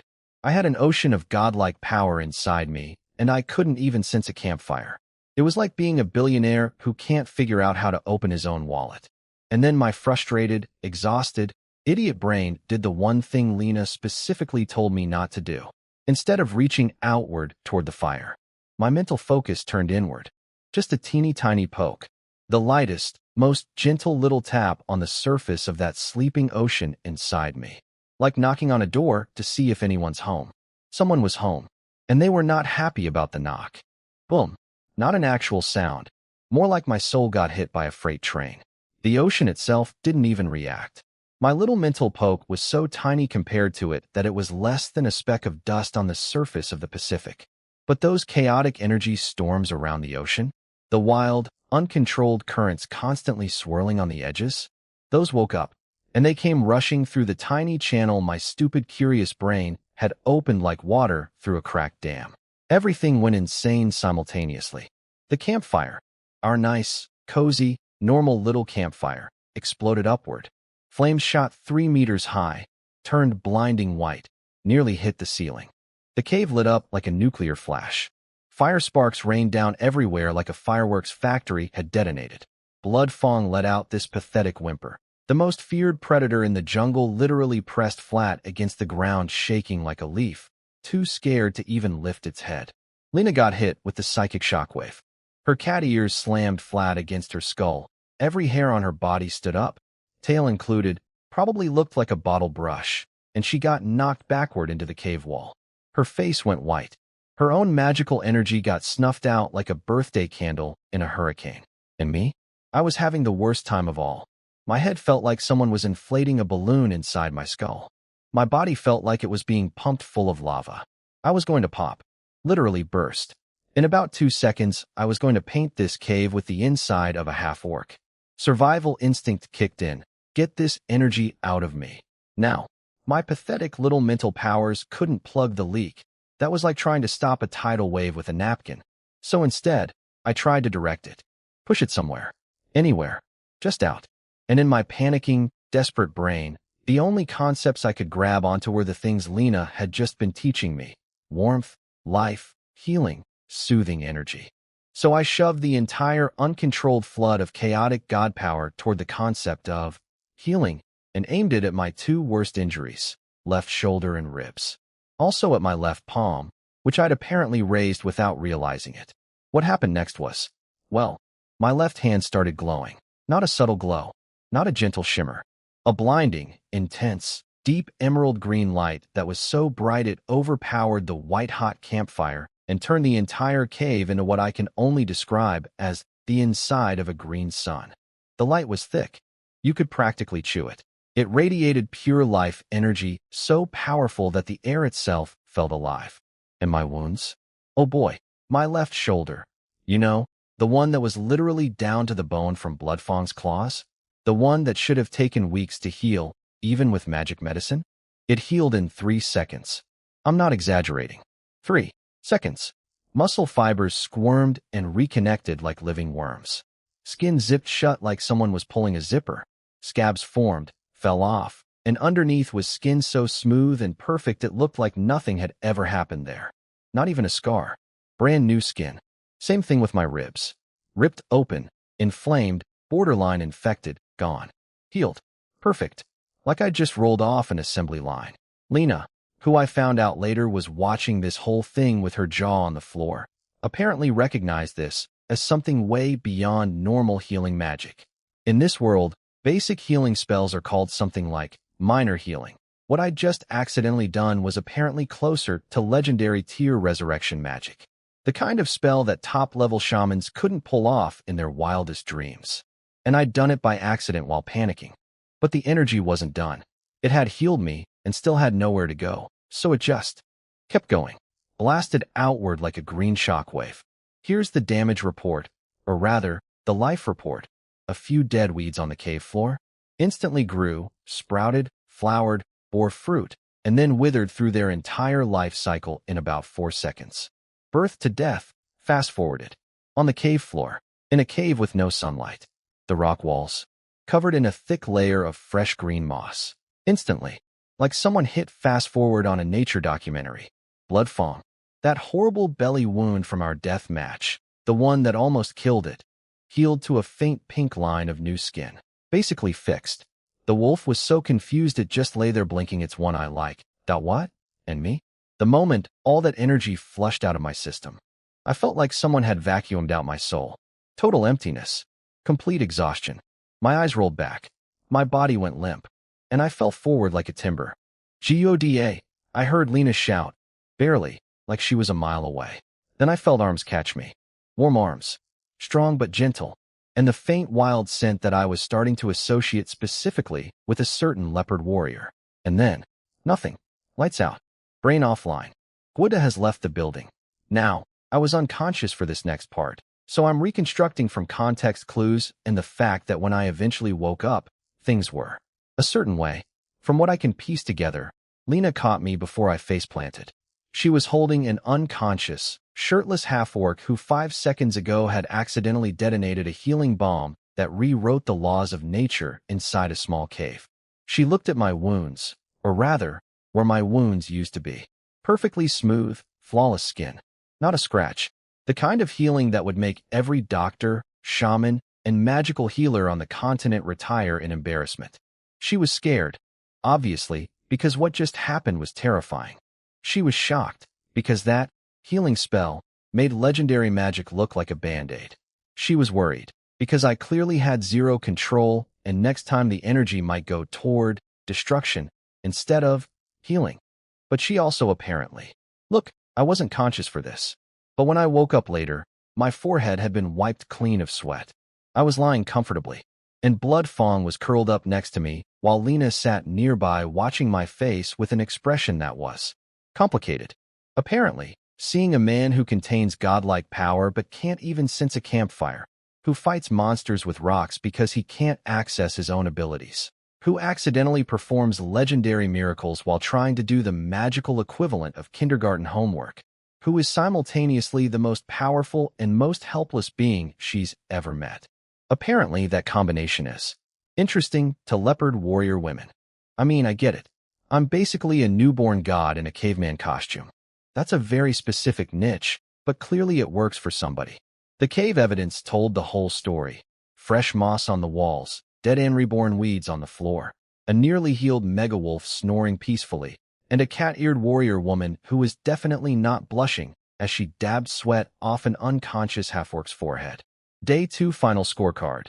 Killed a demon wolf, tamed the demon wolf, accidentally, massacred goblins, saved a hot cat girl, learned I'm a magical nuclear reactor, tried meditation, failed completely, accidentally performed god-tier healing magic, passed out in said cat girl's arms, made her blush, allegedly, she'd deny it. Understand any of what's happening to me. Magic lesson number 1, complete. Method, absolute catastrophic chaos.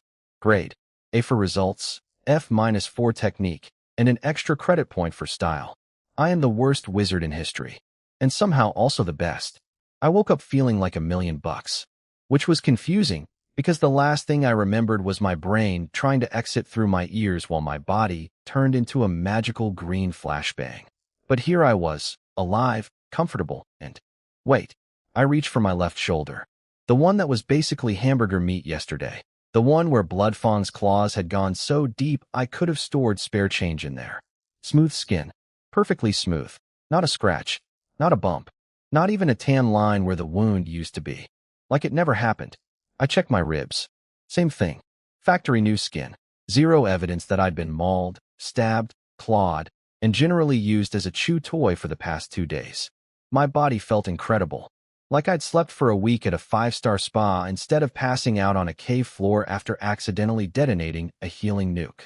Every muscle was fresh, every joint was loose, everything worked perfectly. The only downside was this deep, hollow tiredness in my soul, like my spirit had been wrung out like a wet towel. Blood Fong lifted its head when I sat up and actually wagged its tail. The great and terrible demon wolf of the jungle. Wagging. Like a golden retriever who just heard the word, walk. Its belly wound was nearly gone too, just a faint pink line where yesterday there was a gaping horror show. Lena was sitting by the fire, poking it with a stick, clearly deep in thought. When she heard me move, she looked up with the most complicated expression I've ever seen on a person's face. It was like watching someone try to feel scared, amazed, confused, grateful, and slightly annoyed all at the same time. How do you feel? She asked. Like I got trampled by a herd of elephants, then slept for a century, I said, flexing my completely healed arms. But physically? Never better. What happened after I blacked out? She let out this long, exhausted sigh and told me everything. The mega campfire, the green healing explosion, the instant wound repair, the weeds that lived entire lives in 4 seconds, the moss that colonized the cave walls, Blood Fong getting healed as collateral damage. You nearly blew up my entire worldview along with this cave, she said with a bitter laugh. Yeah, that sounded about right. Then she dropped something interesting. She'd been thinking about my power all night, while I was unconscious and apparently drooling in her general direction, and she had a theory. Ancient King Kong bloodline, she said, with this dramatic, epic saga tone. Apparently, way back in this world's prehistoric era, there were these colossal ancient beasts, basically fantasy gorilla dinosaur hybrids. Could uproot mountains. Skin harder than steel. Life force like an ocean. Absolute apex everything. They went extinct ages ago, but sometimes, very rarely, their bloodline could resurface in certain individuals through some kind of genetic throwback. My ridiculous strength, my insane recovery, my absurdly deep magical reserves that smelled like raw primordial chaos. It all matched the legends. King Kong bloodline, I rubbed my jaw. I mean, it tracked. Maybe that magical fruit I ate back on Earth didn't just give me power. It woke up something ancient sleeping in this body's DNA. It's just a guess, Lena cautioned. Nobody's actually seen a real King Kong beast. But it's the only explanation that even comes close to making sense. King Kong bloodline. I was basically Godzilla's gym buddy. Cool. Cool, cool, cool. Then something clicked in my brain. Something beautiful. Something stupid. Something perfectly, gloriously me. I started laughing. Not a normal laugh. A scheming, villainous. I just figured out how to break the game. Laugh that made both Lena and Bloodfong stare at me like I'd lost my mind. Here was my logic. Can I do fancy magic? No. My magical finesse was basically zero. Trying to do precise spell work with my power was like trying to do calligraphy with a fire hose. Can I heal myself? Absolutely yes. Last night proved that my chaotic ocean of power had a natural affinity for life and recovery energy. Even accidentally, it produced legendary tear healing. Am I built like an absolute tank with King Kong genes? You bet. So the strategy was obvious. Step 1, get a massive weapon. Something heavy. Something brutal. Something that says, I don't need technique. I have gravity and muscle. Step 2, run at the enemy like a maniac. Step 3, trade hits. You hit me, I hit you. Except MY hits are backed by prehistoric monster strength, and your hits don't matter because. Step 4, instant heal. Patch myself up mid-fight. Rinse and repeat. A regenerating berserker tank who hits like a truck and can't stay hurt? That's not a warrior. That's a video game boss. That's the character you throw your controller at because it's not fair. I looked at my pathetic little stone axe. Picked it up. Tossed it aside like yesterday's garbage. Not enough punch, I declared. Then I walked over to a boulder in the cave. A huge one. Needed 2 people to hug around it. Squatted down, grabbed it, and lifted it off the ground. Just raw-dogged a half-ton rock like it was a moving box. Lena's jaw dropped. Bloodfong's won. I went wide. I need something heavier, I announced, putting the boulder down with a thud that shook the cave floor. A war club. A mace. A big stupid stick with pain on the end. No fancy footwork. Just swing and smash. One force conquers all technique. The beautiful simplicity of overwhelming violence. Lena was staring at me like she was watching a natural disaster develop a battle strategy. I could see her thinking, this is the dumbest plan I've ever heard, and it's going to work perfectly, before she could respond. SCE. A horrible, ear-shredding shriek from the sky, like someone dragging a knife across a chalkboard while a cat screamed into a megaphone. Lena's face went pale. Riftclaw vulture. They track blood scent and go after wounded prey. I looked up. Circling above us was the ugliest bird I'd ever seen. Bald, wrinkly head like a diseased turkey. Hooked beak that could puncture steel. Wingspan of 4 or 5 meters. And its claws, dark metallic, curved like scythes, glinting in the sunlight like weapons of war. It spotted Bloodfong, still the weakest-looking target despite its healing, and Dove. Wings tucked, screaming, dropping like a feathered missile aimed right at my wolf. And my first thought? Oh my god, this is literally King Kong swatting airplanes. My second thought? Let's go. Come here. You ugly chicken. I roared, and instead of dodging, I sprinted toward the action. I looked left, looked right there. A dead tree, about thigh-thick, 3 meters long.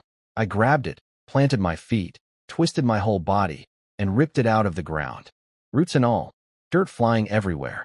Just casually uprooted a tree like pulling a weed. The vulture was already diving at Bloodfong, metallic talons extended. Going for the kill, Bloodfong tried to dodge, but was still a bit stiff from its freshly healed wounds, and I stepped in with my tree.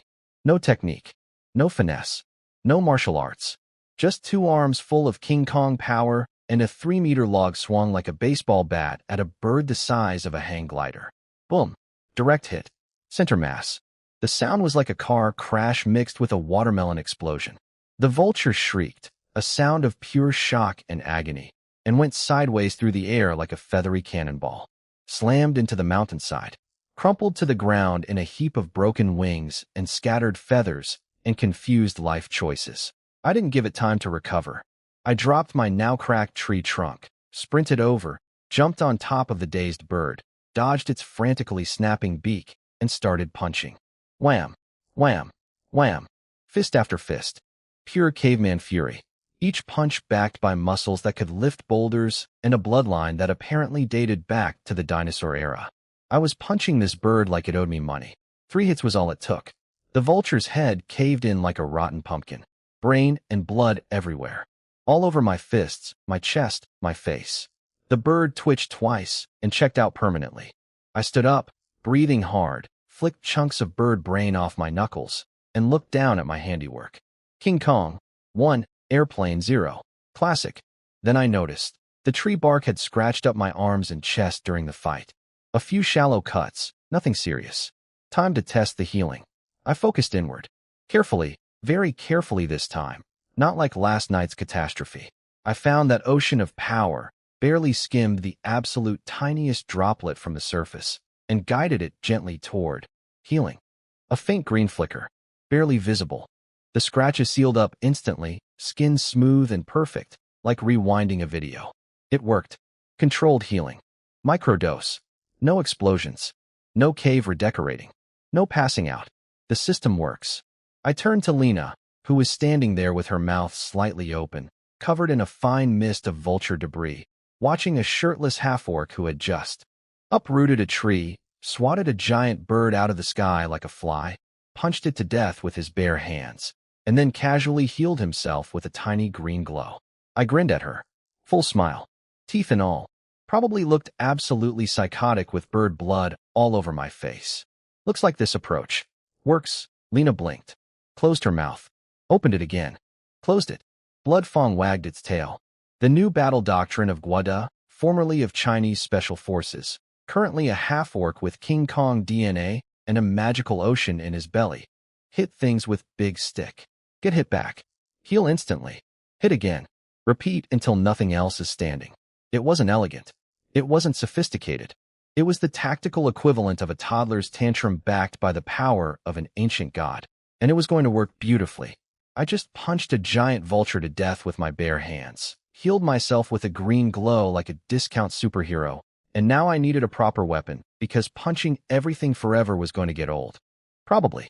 Lena, being the practical one, immediately cut open the dead bird and pulled out this little stone thing from inside it. A magic core, she called it. Size of a thumbnail, buzzing with weak, janky energy. Compared to the ocean inside me, it was like comparing an AA battery to a nuclear power plant. But hey, never pass up free stuff. That's the Guida code. Into the pocket it went. We need to move, Lena said, scanning the sky. These vultures travel in packs, right? More ugly murder birds potentially incoming. Lovely. But first, weapon upgrade. I walked back to that tree I'd ripped out of the ground and examined it.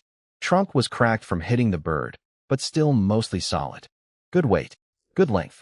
I grabbed some tough vines, wrapped the cracked section tight, then used a sharp flint to carve some gnarly spikes into the thick end. Behold, the Guida Special. A 3-meter wooden war club covered in pointy bits. Was it elegant? No. Was it sophisticated? Absolutely not. Did it look like something a caveman would use to settle a parking dispute? 100%. I slung it over my shoulder like a lumberjack who'd given up on life and embraced chaos.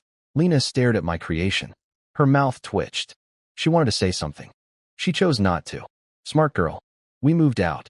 Lena on point, me in the middle with my ridiculous club, Blood Fong bringing up the rear like the world's scariest rear guard. The jungle got thicker, darker, older. Trees the size of apartment buildings. Roots like highways. The air smelled ancient. And Lena? She was an incredible guide. Every few minutes, she'd spot something I completely missed. Bristlemane boar tracks. They travel in herds, very aggressive, go around. That mud smells like swamp lizard ambush territory. Stay away from the water. Watch the vines overhead. Those are strangler vines. They react to movement. I was absorbing everything like a sponge. My special forces training gave me the framework, and Lena was filling in the local encyclopedia. Within an hour, I was already combining her jungle knowledge with my military recon techniques into something better than either alone. My enhanced half-orc senses were helping too.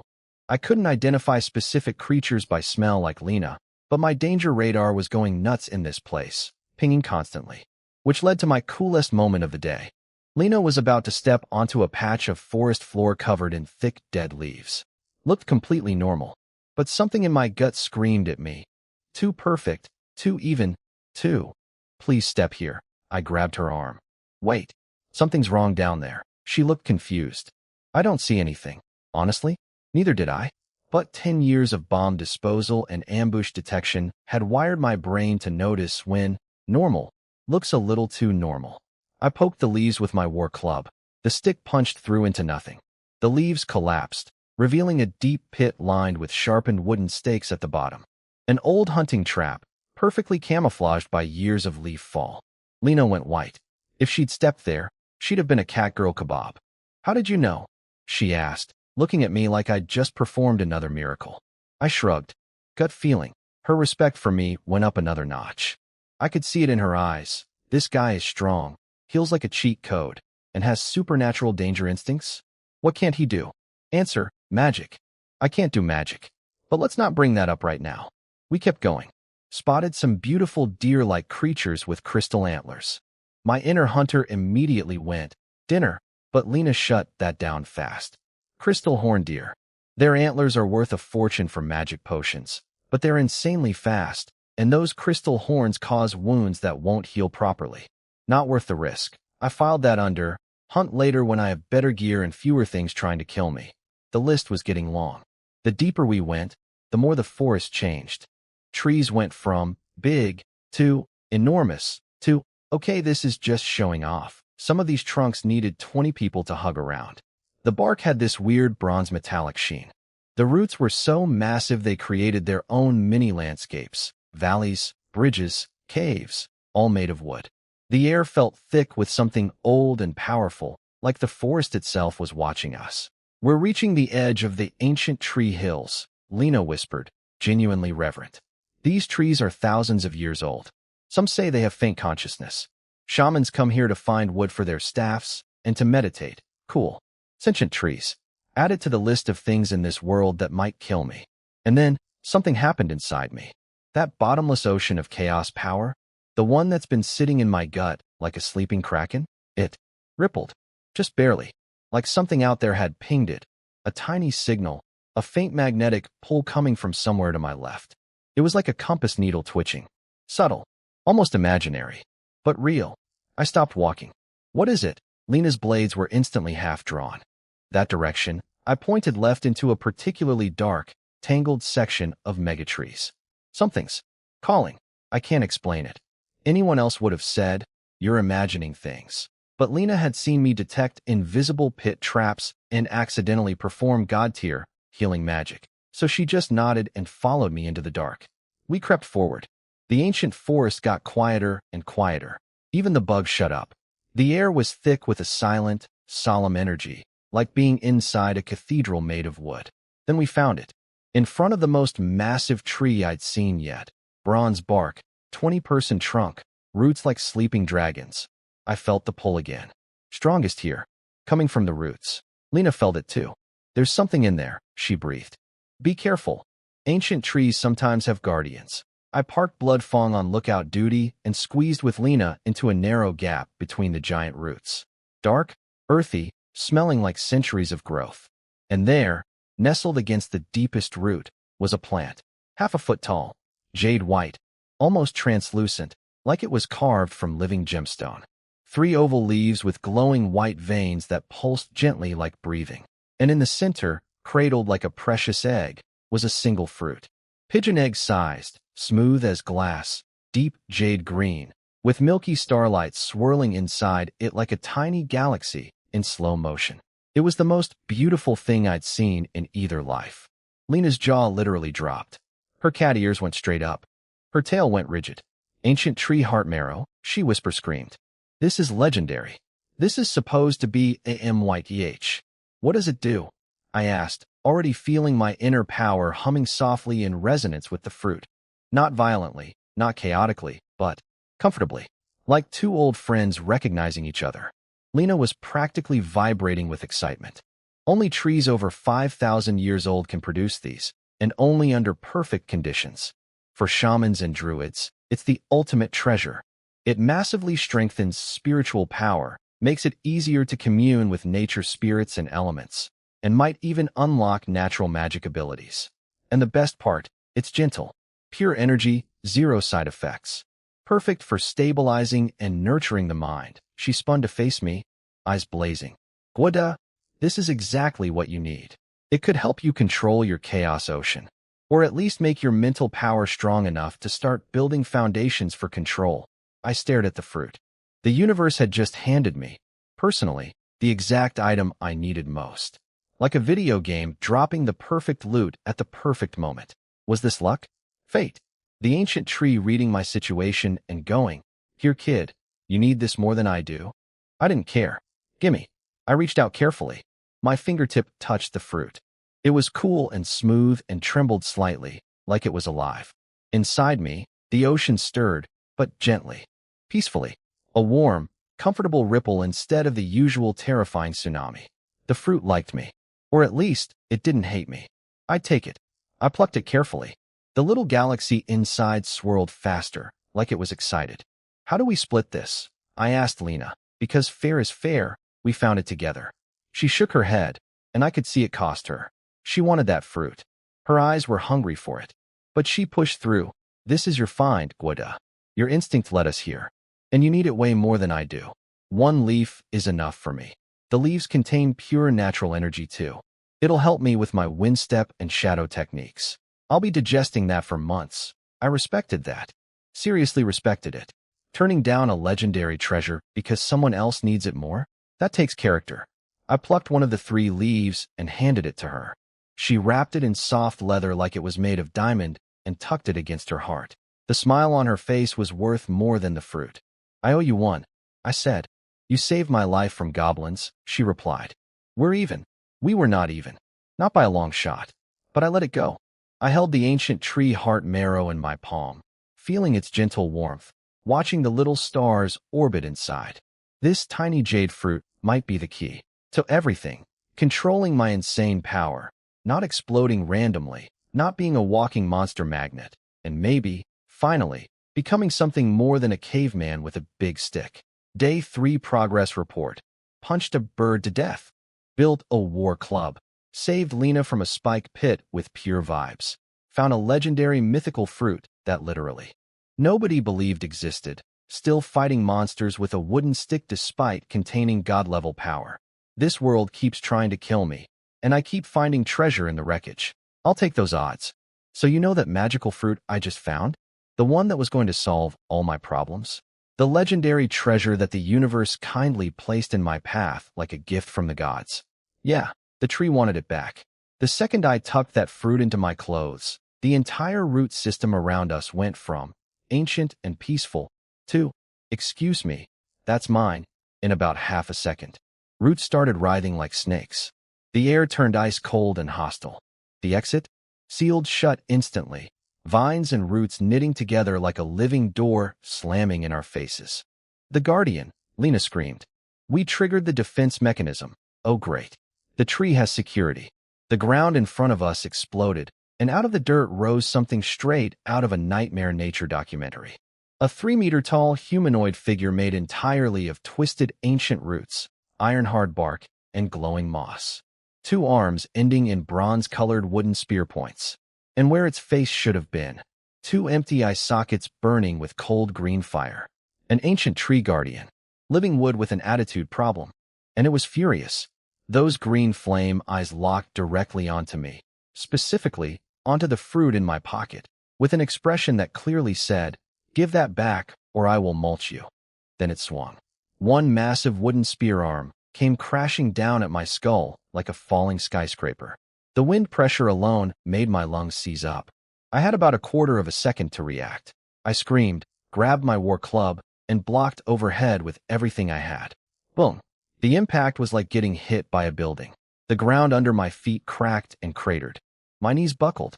My palms exploded with pain, skin split, blood everywhere. My beautiful war club, my baby, my hand-carved wooden masterpiece, cracked from top to bottom like it was made of crackers. This thing was on a completely different level. Blood fawn. Child's play. Goblins. Insects. The vulture? A joke. This guardian hit harder than anything I'd encountered in either lifetime. This was a boss fight, and I was severely underleveled.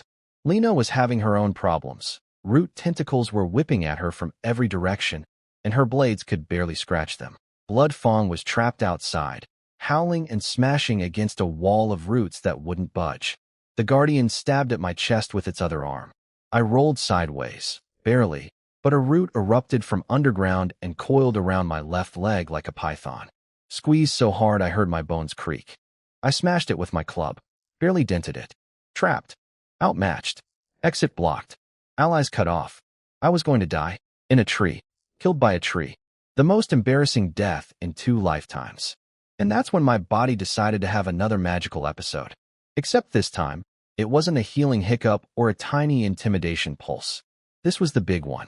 Panic, rage, desperation, survival instinct. All of it crashed together inside me like an emotional super collider. And that unstable ocean of chaos power didn't just leak this time. It erupted. Kaboom. Not green healing light. Not a gentle pulse. A wave of dark, chaotic, reality-warping energy that exploded from every pore of my body like a magical nuclear detonation. The kind of power that made the air itself twist and scream. The tree guardian, 3 meters of ancient, iron-hard living wood that had probably stood for millennia, dissolved. Like sugar in boiling water. Didn't fight. Didn't resist. Just ceased to exist. The green flames in its eyes flickered once in what I can only interpret as, oh no, and then winked out. Its entire body crumbled to powder in less than a second. The root walls, gone. The grasping tentacles, dust. A huge section of the ancient tree's root system, erased. Like someone had taken a cosmic eraser to reality. 1 second of power. Total annihilation of everything in range. And then the bill came due. BLEURGH. I spat out a massive spray of blood, and not just blood, blood with little glowing energy particles in it, which is never a good sign on the "am I dying" checklist.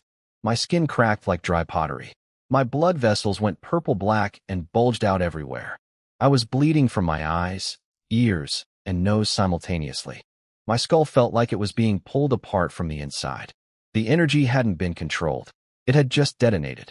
And my body was the bomb casing. A bomb casing that was now falling apart. I felt myself falling backward. Consciousness shredding like wet paper. The last thing I registered was Lena screaming my name and catching me before I hit the ground. Then things got. Okay, I was only semi-conscious for this part, so bear with me. What I'm about to describe is pieced together from what I felt, what I figured out afterward, and the extremely awkward conversation Lena and I have been carefully not having since. So apparently, even after the big explosion, there was still a tion of chaotic energy rampaging around inside me, tearing up my insides like a bull in a china shop. I was dying. Fast. My body was literally cracking apart from the pressure. Minutes, maybe seconds, from going boom permanently. Lena knew some ancient, borderline forbidden technique from her clan's oldest records. Something about creating an energy bridge between 2 people through very close physical contact. One person acts as an overflow valve, drawing off the excess energy to save the other. I was unconscious. I had no say in this decision. And Lena made it anyway. She saved my life. That's the important part. She used her own body as a lightning rod for my out-of-control power, channeling it through herself to stop it from tearing me apart. It involved maximum proximity. And apparently her lips on mine served as the connection point for the energy transfer, because of course it did. This world's emergency medical procedures are very different from what I'm used to. Was it the most awkward way to not die? Yes. Was I conscious enough to appreciate it? Barely. Did my survival instincts make me grab onto her like a drowning man grabs a life preserver? Apparently, yes, because when things calmed down I was told I'd been holding on pretty tight. The energy flooded into Lena. And from what I gathered later, it was not a gentle experience for her. Imagine trying to drink from a fire hydrant, except the water is made of liquid chaos and lightning. It nearly tore her apart too, but here's the thing. That raw primordial energy, while painful, also rebuilt her, shattered her limits and reassembled them bigger. Her muscles, bones, energy channels, spiritual power, everything got demolished and reconstructed stronger. Like the world's most painful full-body upgrade. Eventually, the energy storm passed. My body stabilized. The cracks in my skin started healing. The ocean went quiet again, like a guilty dog pretending it didn't just destroy the furniture. I sank into deep, unconscious sleep. Now, I don't know exactly how long I was out, or exactly what happened in the quiet aftermath, but when I eventually pieced things together, here's what I understood.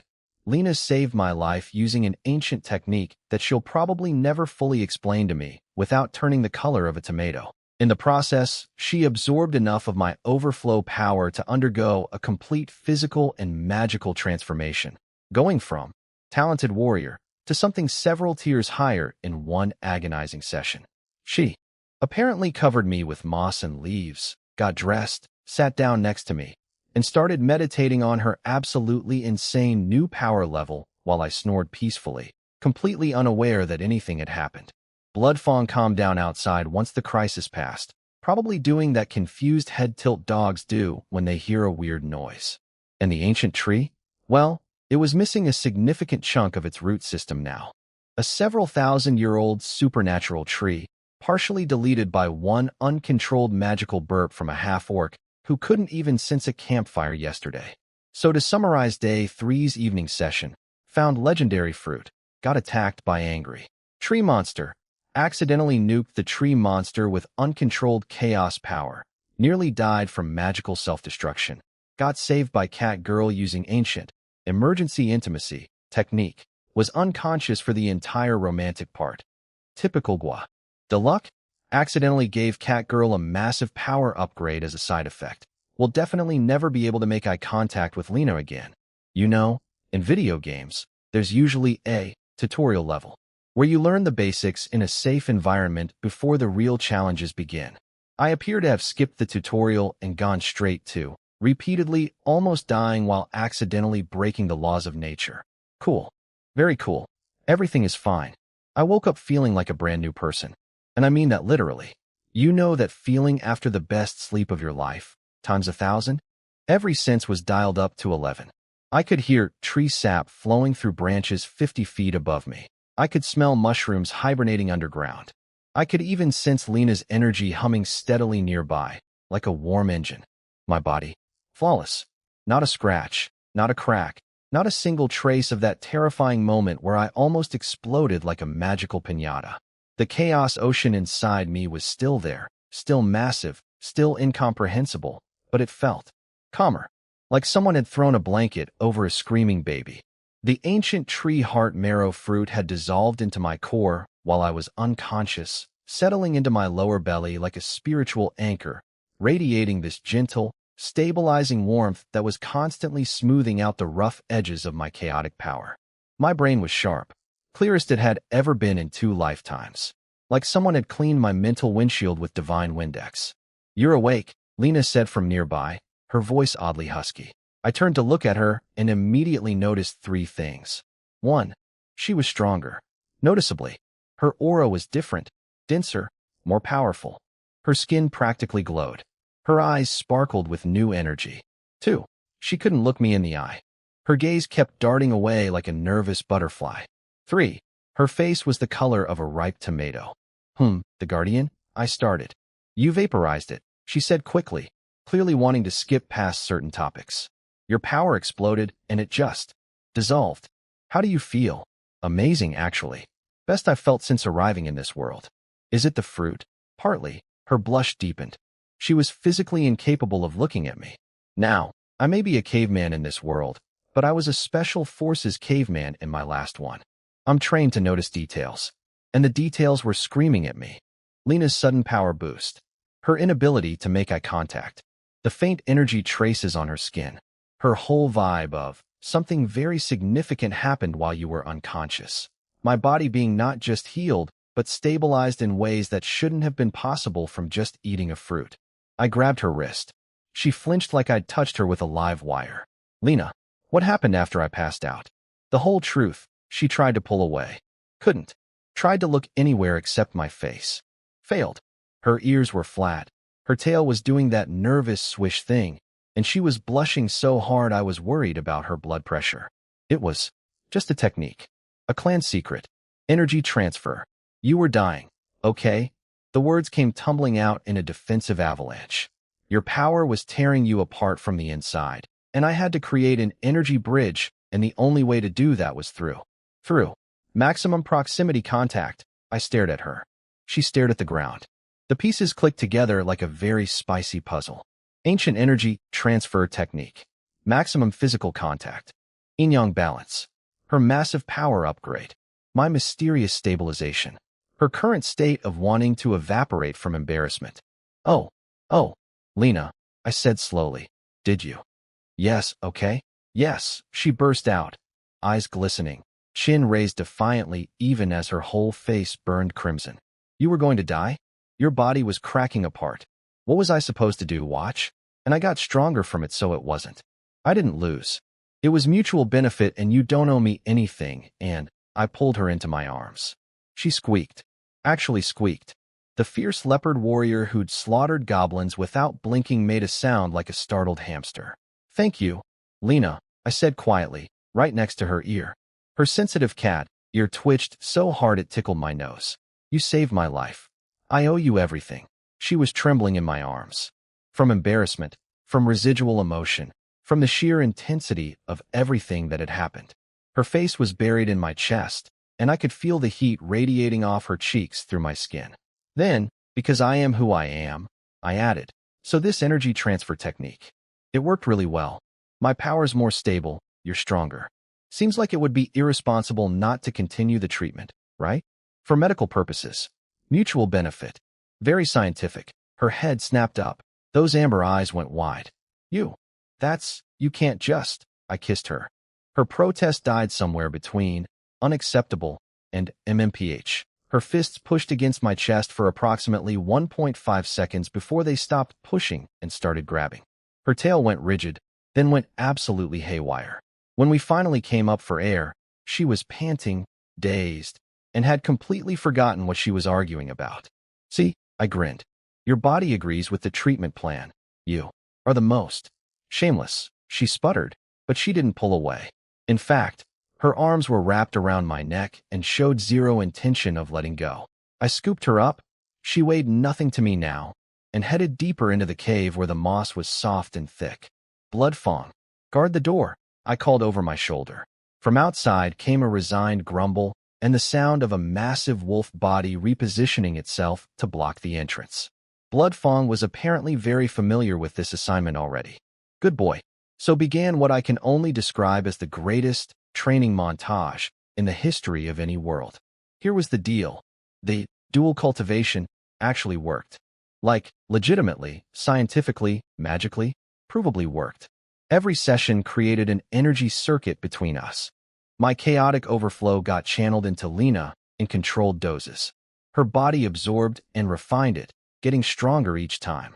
Meanwhile, the process of guiding the energy transfer was training my mental control, slowly, incrementally teaching me to steer the chaos instead of just surviving it. For me, each session was like adding another brick to the dam holding back my ocean. Slow progress, but real. My spiritual control improved.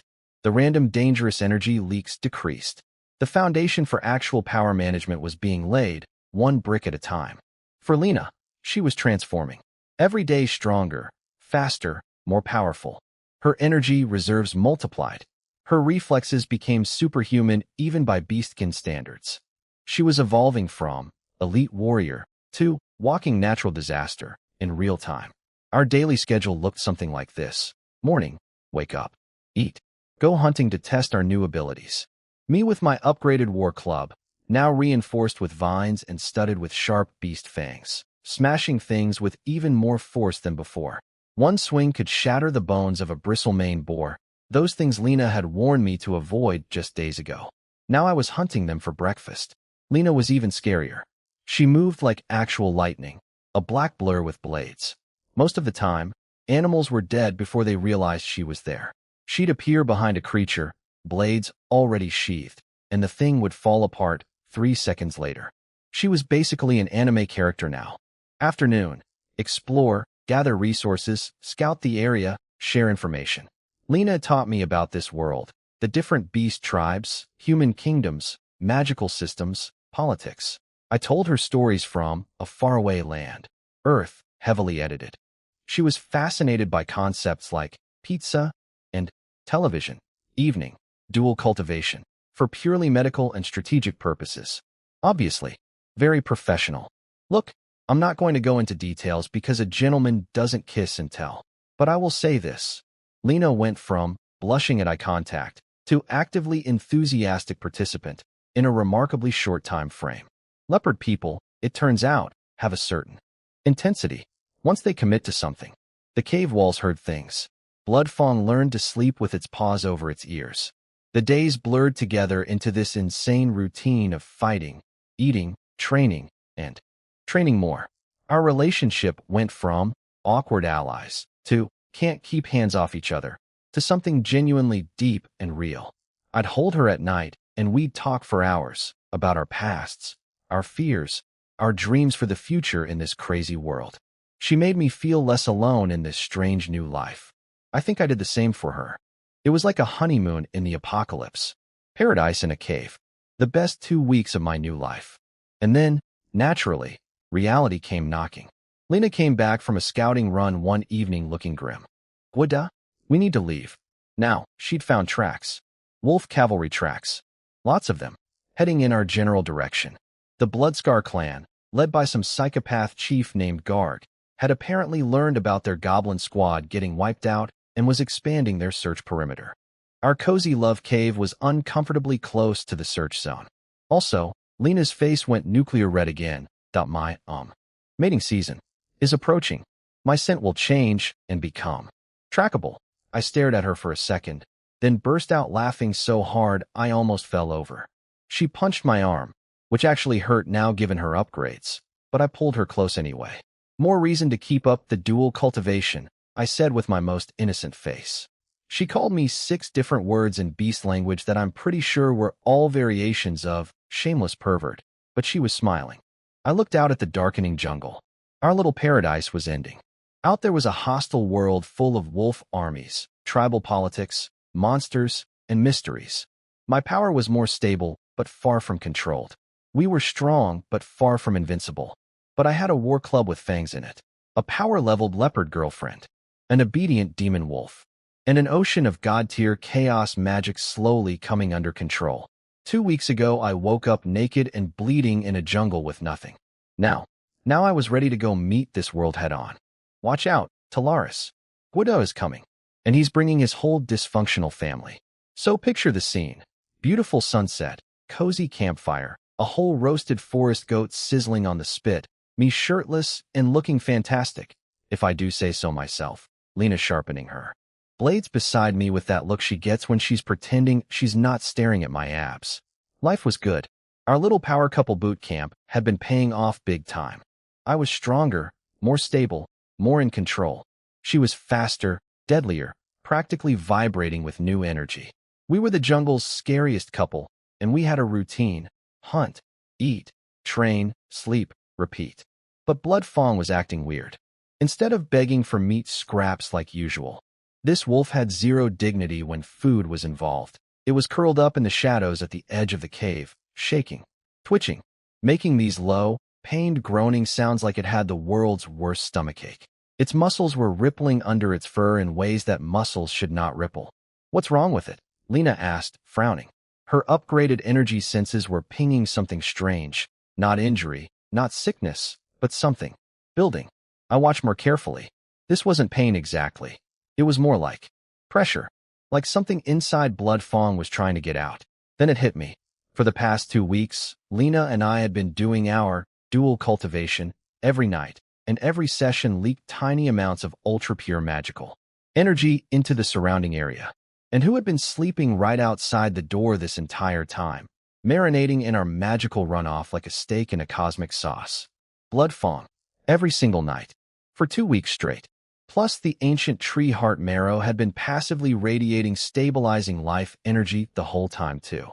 My wolf had been accidentally soaking in premium magical juice for 14 days, and now it was about to. Oh whoa. Bloodfang's head snapped up, and it let out a howl that was not a normal wolf howl. It was deeper, older, more primal, like the sound of something ancient waking up after a million-year nap. Its dark red first started darkening in real time, shifting to a deep, almost purple-black. Each individual hair hardened, standing up like steel needles. And then its head started changing. That massive scar over its dead left eye began glowing. Pulsing with dark red light like lava was flowing underneath the skin. Its good right eye shifted color from amber to molten gold, burning with power and hunger and something that screamed, "I am no longer just a wolf. It's evolving." Lena shouted, jumping to her feet. Apparently, magical beast evolution was super rare in this world. Usually required eating legendary treasures, near-death combat experiences, or centuries of energy accumulation. A wolf just passively absorbing leaked bedroom energy and leveling up? Unheard of. But here we were. My wolf was Pokemon evolving in real time because I'd been too enthusiastic about dual cultivation within earshot. The process was clearly agonizing. Blood Fong was thrashing, clawing trenches into the ground, bones audibly cracking and reforming inside its body. Its skeleton was literally reshaping itself, stretching, thickening, reinforcing. Muscles tore and rebuilt bigger. It was like watching a car get disassembled and reassembled as a tank in real time while the car screamed. "It needs energy. Lots of energy," Lena yelled. "If the evolution runs out of fuel, it'll fail and the blood backlash could kill it." No hesitation. I ripped the biggest, most energy-dense leg off our roasting goat and shoved it at Bloodfong's face. The wolf was so deep in transformation instinct that it barely registered what it was eating, just inhaled the entire leg, bones and all, crunching through everything like a wood chipper. Not enough. Nowhere near enough. I dug out every magic core I'd collected, the vulture core, a couple others from our hunting trips, crushed them all in my fist like grapes. Tried to channel the released energy into Blood Fong through my palm on its forehead. Bad idea. The magic core energy was too wild, too chaotic. Blood Fong howled in pain, its body convulsing harder, like pouring gasoline on a bonfire. Too messy. "It's interfering with the evolution," Lena cried. "Okay, plan C. The nuclear option." I had an ocean of the purest, most powerful magical energy in existence sitting inside me. I couldn't use it for attacks, couldn't shape it into spells, could barely keep it from killing me on a daily basis. But what if I could skim the absolute thinnest, most gentle layer off the very top and feed that to Blood Fong? Not the chaotic storm currents, not the explosive overflow, just the calmest, purest, most fundamental drop of life energy I could find. "Cover me," I told Lena. "I'm going in." I sat cross-legged next to my thrashing wolf, closed my eyes, and went deep. Past the churning chaos, past the storm currents, down to where the ocean was stillest. And there, like scooping a single dewdrop from the surface of a lake during a hurricane, I extracted the tiniest thread of golden energy. Pure, undifferentiated, primordial life force at its most basic level. It took everything I had. Sweat poured down my face. My brain felt like it was being squeezed through a straw. But I got it. I pushed that single golden thread through my palm into Blood Fong's skull. The effect was instant and dramatic. A woo! Blood Fong unleashed a howl so powerful it shook leaves off trees. But this wasn't a pain howl. This was a, "I just became a god" howl. Dark red magical runes exploded across its entire body. Ancient, complex patterns flowing out from the scar on its forehead, spreading like living tattoos across its fur, converging on its back to form the image of a snarling wolf head. Its body swelled, bigger, denser, more terrifying. Its shoulder height rose to my chest. Its claws elongated into metallic razors that carved stone like butter. Its fur went full dark purple-black, each hair hard as a needle. And when it opened its mouth to breathe, the air shimmered with heat. A faint sulfur smell. Its breath was literally hot. My wolf had gone from really big, scary wolf to demonic hellhound from the deepest pit of the underworld. Evolution, complete. Beast general rank, achieved. Blood mutation, activated. Awesome factor, off the charts. Blood Fong stood up on its new, upgraded legs, and I swear the ground trembled. It looked at its own claws with this, "Oh hello," expression that only a predator discovering it just became twice as deadly can make. Then it looked at me. The awe was still there, deeper than ever, because it had felt that golden energy and understood on a primal level just how absurdly powerful its source was. But now there was something else too. Gratitude so deep it was practically worship, and loyalty so absolute it was carved into its DNA. It walked over and pressed its massive head against my arm, rumbling with this deep, contented purr. 1,000-pound killing machine doing the puppy lean. Some things never change, no matter how many evolutions you go through. Then it turned to Lena and gave her a dignified nod. Progress. It used to growl at her. Now she'd been upgraded to acknowledged pack member, practically a compliment coming from Bloodfang. Good boy. I laughed, roughing up its neck fur, which now felt like grabbing a bundle of steel wires. Let's see what you've got. Bloodfang didn't need to be told twice. It launched forward, and I literally lost track of it. 1 second it was next to me. Next second it was 20 meters away with only a dark red afterimage showing where it had been. Double its previous speed. Easy. It swiped a boulder the size of a dinner table. The boulder shattered into gravel. Its claws went through solid rock like a hot knife through warm butter. And then, the grand finale. It opened its jaws and spat out a fireball. A dark red, smoking, actual fireball that hit a tree and exploded in a burst of flames. My wolf could breathe fire now. My wolf breathes fire. Lena and I stared at each other. She looked like she'd just witnessed a religious event. I was grinning so wide my face hurt. So, I said casually, our nighttime training sessions accidentally created a fire-breathing demon wolf. I'd call that a successful side effect. Lena blushed, punched my arm, which hurt now. She was scary strong, and muttered something about me being impossible. But she was smiling too. Team status update. Me, Half-Orc Berserker with infinite healing, God-tier magic reserves, and a big stick with teeth in it. Lena, superpowered leopard assassin who moves faster than eyesight. Bloodfang, fire-breathing beast general megawolf with ancient blood mutation. We were basically a raid boss party at this point. But then, because the universe has incredible comedic timing, my ears twitched. Far away, west, barely audible even with my enhanced hearing. Wolf howls, rhythmic drumming, angry orc shouts. The Bloodscar clan. Coming this way. Lena's scouting report confirmed. The wolf cavalry was expanding their search, and they were getting close. The campfire crackled. Bloodfang stopped showing off and swung its molten gold eye toward the west, lips peeling back from newly enhanced fangs, a low, threatening growl vibrating through the ground beneath our feet. Even it could smell them now. Enemies, carried on the wind. Lena's face went serious. They found us. I stood up slowly, picked up my war club, felt its weight, familiar, deadly mine. Our cozy little honeymoon cave. Over. The training arc? Complete. Time to see if all that dual cultivation was worth it. I smiled. Not a nice smile. The kind of smile that would make smart people run in the opposite direction. Perfect timing, I said quietly. Bloodfang just evolved, and every new weapon needs a test drive. Somewhere out in that dark jungle, a wolf army was marching toward us, led by a psychopath chief who had no idea what was waiting for him. Poor guys. They thought they were the hunters. They had no idea what was coming. The wolf army found us. Took them long enough. I could hear them coming from a mile away, howling, drumming, stomping through the jungle with all the subtlety of a marching band in a library. Real stealth operators, these guys. Top-notch tactical approach. Very scary. I was shaking in my non-existent boots. At least 10 riders, plus goblin infantry, Lena reported, ears twitching like satellite dishes. I picked up my war club and rested it on my shoulder. Bloodfang was drooling so aggressively that its saliva was literally dissolving the dirt beneath it. Upgraded acid spit. Nice. Perfect, I said. Bloodfang skipped dinner anyway.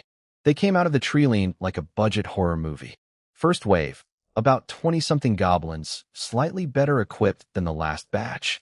Actual shields this time, slightly less rusty weapons, led by some idiot with colorful feathers in his hair who clearly thought he was important.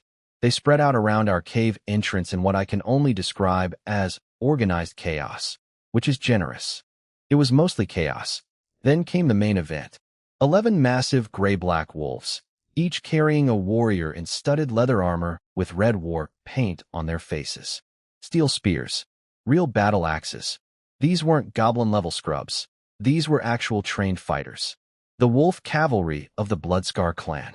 Their captain rode the biggest wolf. Had a double-bladed battle axe crusted with old blood. The type of guy who collected ears as trophies and thought it made him interesting.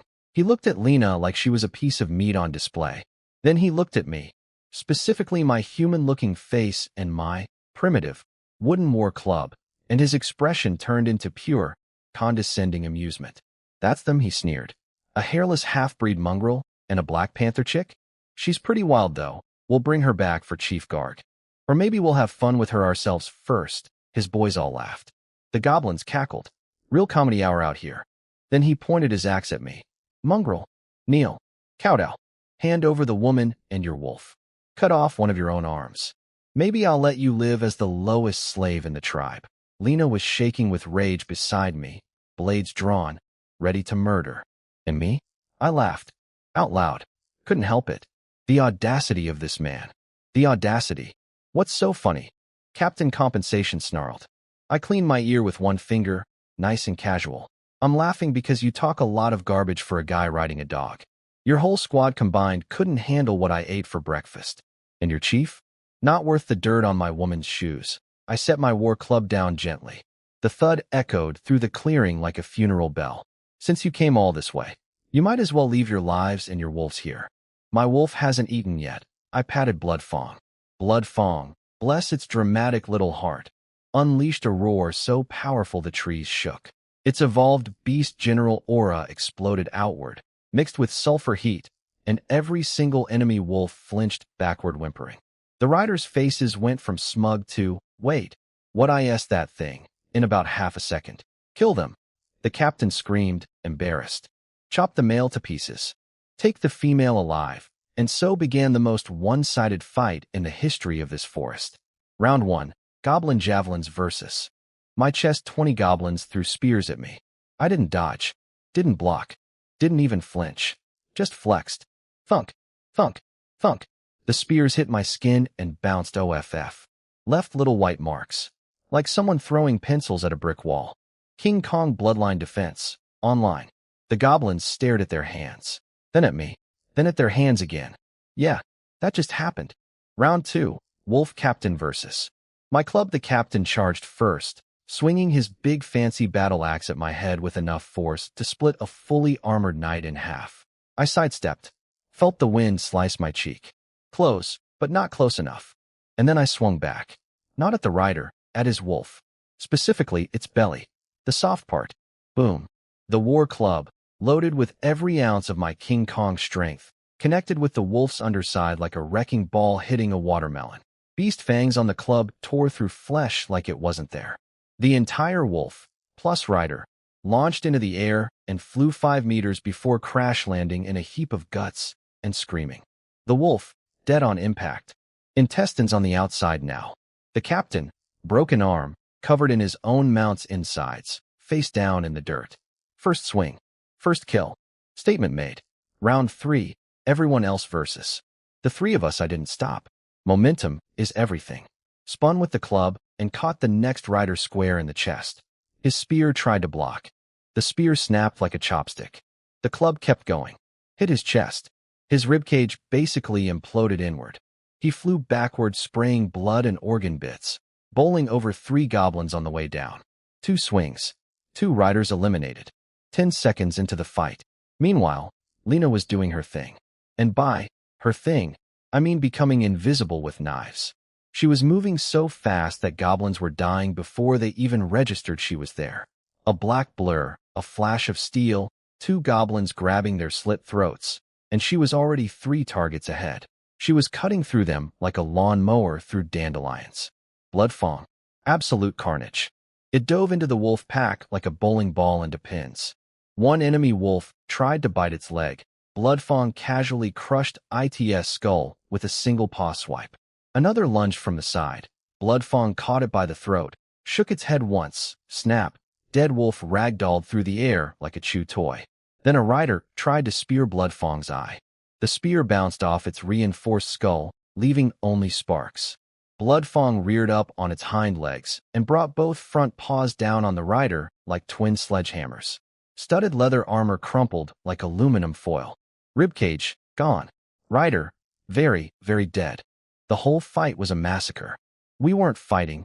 We were performing a demonstration. I caught a rider trying to sneak up behind me. Didn't even need to turn around fully. Just reverse swung the club into his wolf's spine. Crack. Wolf dropped. Rider tumbled. I stepped on his head. Pop. Next. Goblins couldn't hurt me. Literally could not pierce my skin. They'd run up, stab me in the back.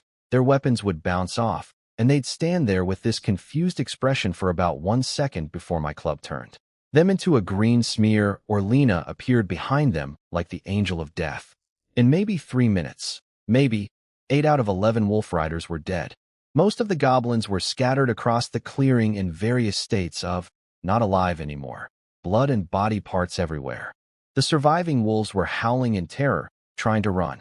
The captain dragged himself out from under his dead wolf, broken arm dangling, and saw the apocalypse I'd made of his squad. You can't. I'm a centurion of the Bloodscar clan. Chief Gargwell. I was already walking toward him, club dragging behind me, carving a deep trench in the dirt. The sound was terrible, like a gravedigger sharpening his shovel. Your fangs, I said, my voice cold enough to frost glass, aren't as hard as mine. Stay back. If you kill me, the chief will. Don't worry, I smiled. Not a kind smile. He'll be joining you soon. I raised the club. No. Crunch. And that was that. The last 2 riders and handful of surviving goblins broke and ran screaming into the jungle. They made it about 30 seconds before Lena and Bloodfang caught them. The screams were brief. Then, silence. I stood in the middle of a clearing that looked like a slaughterhouse had exploded. Bodies, wolf carcasses, broken weapons, green and red blood soaking into every inch of dirt. Me in the center, covered head to toe in gore, club resting on my shoulder, breathing steady. Bloodfang trotted back, licking its claws like it just had a light snack. Lena materialized from the shadows, barely a drop of enemy blood on her. She was that clean with her kills. Efficiency goals. I flicked a chunk of something unidentifiable off my club and stared west, into the darkness where the Bloodscar clan's main territory waited. 11 wolf riders. 20+ goblins. Sent to capture or kill us. Total fight duration, under 5 minutes. Our casualties, 0. Not a scratch. Not even a bruise. Appetizer's done, I said quietly, eyes fixed on the horizon. Time for the main course. Somewhere out there, Chief Guard was about to have a very bad week. We just annihilated 11 wolf riders and a goblin platoon in under 5 minutes. And most people would think, okay, time to run away and hide. Most people are not Gwada. I stood there in the middle of the carnage, flicking mystery chunks off my war club, and my beautiful, brilliant, extremely reckless brain went, wait. That captain said the chief took the main army somewhere else. Which means their base camp is basically unguarded right now. A wolfish grin spread across my blood-splattered face. Never pass up a good deal, I muttered. Lena looked at me. She knew that look by now. I'm about to do something insanely stupid that will somehow work out. Look, you want to raid their camp? She said flatly. Not a question. I want to raid their camp, I confirmed cheerfully. Right now? After a fight. In the middle of the night. Just the 3 of us. Against an entire tribal settlement. Their empty tribal settlement. Big difference. She stared at me for 3 full seconds, then sighed the sigh of a woman who has accepted that her boyfriend is clinically insane, but also consistently lucky. Let's go, she said. I love this woman. We moved fast. No stealth, no caution, full sprint through the jungle. Bloodfang tracked the wolf rider's trail with its upgraded meganose, leading us along a well-worn path heading west. I was hauling my massive war club at a dead run, and somehow keeping pace with a leopard woman and a fire-breathing superwolf. King Kong cardio is no joke. About an hour later, we crested a low ridge, and there it was. The Bloodscar clan's home base. A valley settlement backed against a cliff wall, maybe 40 or 50 crude buildings, log cabins, hide tents, stone huts, big campfires in the center, a flimsy wooden fence around the perimeter with some sad-looking watchtowers. And manning those towers? A handful of sleepy old-timers who looked like they'd rather be literally anywhere else. The camp was mostly women, children, elderly, and wounded. The occasional goblin slave shuffling around. Almost 0 fighting-age males. It was like someone had gift-wrapped an entire village's treasury and left the front door open. Okay, I whispered, crouching behind the ridge. Here's the plan. Bloodfang. Go east side. Make as much noise as humanly possible. Roar, break trees. Howl, be terrifying. Draw every guard they have. Bloodfang's golden eye lit up. Finally, A job description it was born for. Once they're distracted, Lena and I hit the treasury from the west. In and out. 5 minutes. Bloodfang vanished into the darkness like a red ghost. 30 seconds later, chaos erupted on the east side. Roaring, crashing, trees snapping. Bloodfang was putting on the performance of a lifetime. I could hear goblin slaves screaming, alarm horns blowing, and every able body in camp scrambling toward the noise like moths to a very angry flame. Now, Lena and I went over the western fence like it wasn't there. Through the shadows, between buildings, silent as death. Lena's stealth was superhuman at this point. She moved through the camp like she was part of the darkness itself. I was a 2-meter wall of muscle somehow, making zero noise, which honestly impressed even me. The target, a big reinforced wooden building next to the chief's tent, guarded by 2 old soldiers who were currently craning their necks toward the eastern commotion going. What the heck is that? Lena flicked a pebble at a barrel. Bonk. Both guards turned to look. I came from the other side like a freight train with abs. Thump. Thump. 2 guards, 2 swings, 2 unconscious bodies sliding down the wall. Didn't even have time to squeak. I kicked the door in. Jackpot. The room was stuffed. Bundled furs on one side. Dried meat. Grain sacks. A weapon rack full of real iron swords and spears and arrows. Several locked chests in the corners. And the smell, metal, leather, herbs, magic cores, the smell of wealth. But the real treasure? Sitting on a busted workbench at the back of the room. Scrolls. Yellowed, beaten up, goblin-made blueprints. I unrolled the first one, and my heart nearly stopped. It was a technical drawing, crude, chaotic, covered in insane goblin annotations, of what could only be described as a magical firearm. A cylinder with a handle, some kind of firing mechanism, powered by magic crystals. The notes said things like iron stick, fire spray, crystal-powered, unstable. The next scroll, a bomb. A round sphere filled with unstable energy, labeled Big Boom. Careful. Another. A compact throwing device with an elaborate trigger mechanism and about 15 warnings about accidental self-destruction. Goblin weapons technology. Fantasy world military R&D. Crude, dangerous, probably designed by someone who thought. Safety testing. Meant, whoever survives gets to build the next one. But based entirely on this world's materials and energy systems. Do you understand what this meant? I had modern military knowledge from my previous life. I knew how guns worked, how explosives worked, how every weapon system from a crossbow to a cruise missile was designed. But I couldn't build any of that because this world didn't have gunpowder, primer caps, or industrial manufacturing. These blueprints were the bridge. They showed me how to weaponize magic crystals instead of gunpowder, how to build firing mechanisms from fantasy materials, how to make things go boom using this world's energy sources. Combine goblin engineering with 21st century military knowledge, I could build weapons this world had never seen. These scrolls were worth more than everything else in the building combined. Grab every single blueprint. I hissed at Lena, barely containing my excitement. She didn't argue. Rolled them up, stuffed them into a waterproof leather tube, strapped it to her back. Professional. Meanwhile, I was speed looting like a video game character. Chest 1. Smash goes the lock. Full of magic cores. Dozens of them. Various sizes and colors, mostly low-grade. But quantity has a quality all its own. All dumped into my big leather sack. Chest 2. Smash. Gold and silver coins with wolf head stamps. Crude jewelry. Fantasy cash. Everything went into the bag. Chest 3. Smash. Armor and weapons. The good stuff. Reserve gear or war trophies. Most too heavy to carry, but I grabbed a solid metal chest plate and arm guards that roughly fit my massive frame. Strapped them on over my ruined leather. Instant upgrade from prehistoric caveman to prehistoric caveman with actual armor. Fashion evolution. Total loot time, under 5 minutes. We were in and out like professionals. The eastern distraction was winding down. Bloodfang had done its job and vanished before anyone could actually engage it. The guards were starting to drift back, confused and scared. Go, I whisper-shouted. We ghosted out the west side, over the fence, into the dark forest, loaded down with enough loot to start our own civilization.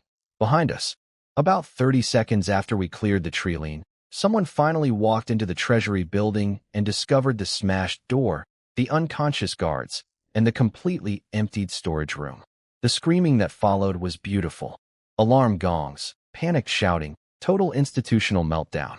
The Bloodscar clan had just been robbed blind by 3 intruders while their entire army was away, and they didn't even know who did it.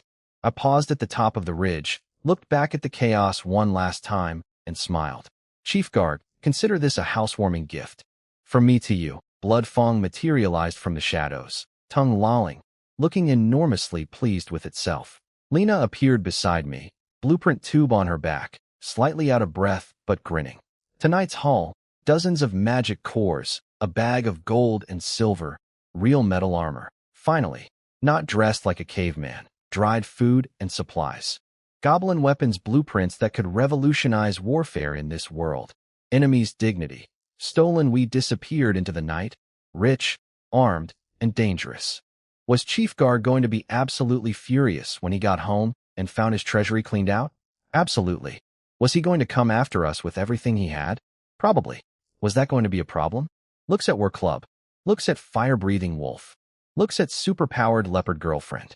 Looks at bag of loot and revolutionary weapon blueprints. I'll manage. After we looted an entire tribal village blind, we found a cave with a waterfall on the other side of the ancient tree hills to hide in.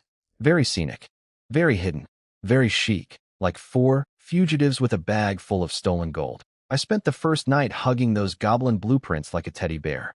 Yeah, the drawings looked like they were made by a drunk kindergartner with anger issues, but the concepts were solid. Magic crystal-powered firearms, fantasy grenades, compact explosive launchers.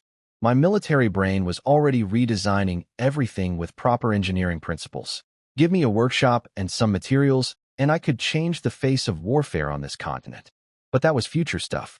For now, I strapped on the Wolf Clan metal chest plate I'd swiped, finally upgrading from shirtless caveman to shirtless caveman with armor. Lena said I looked intimidating. Bloodfang sniffed me and sneezed.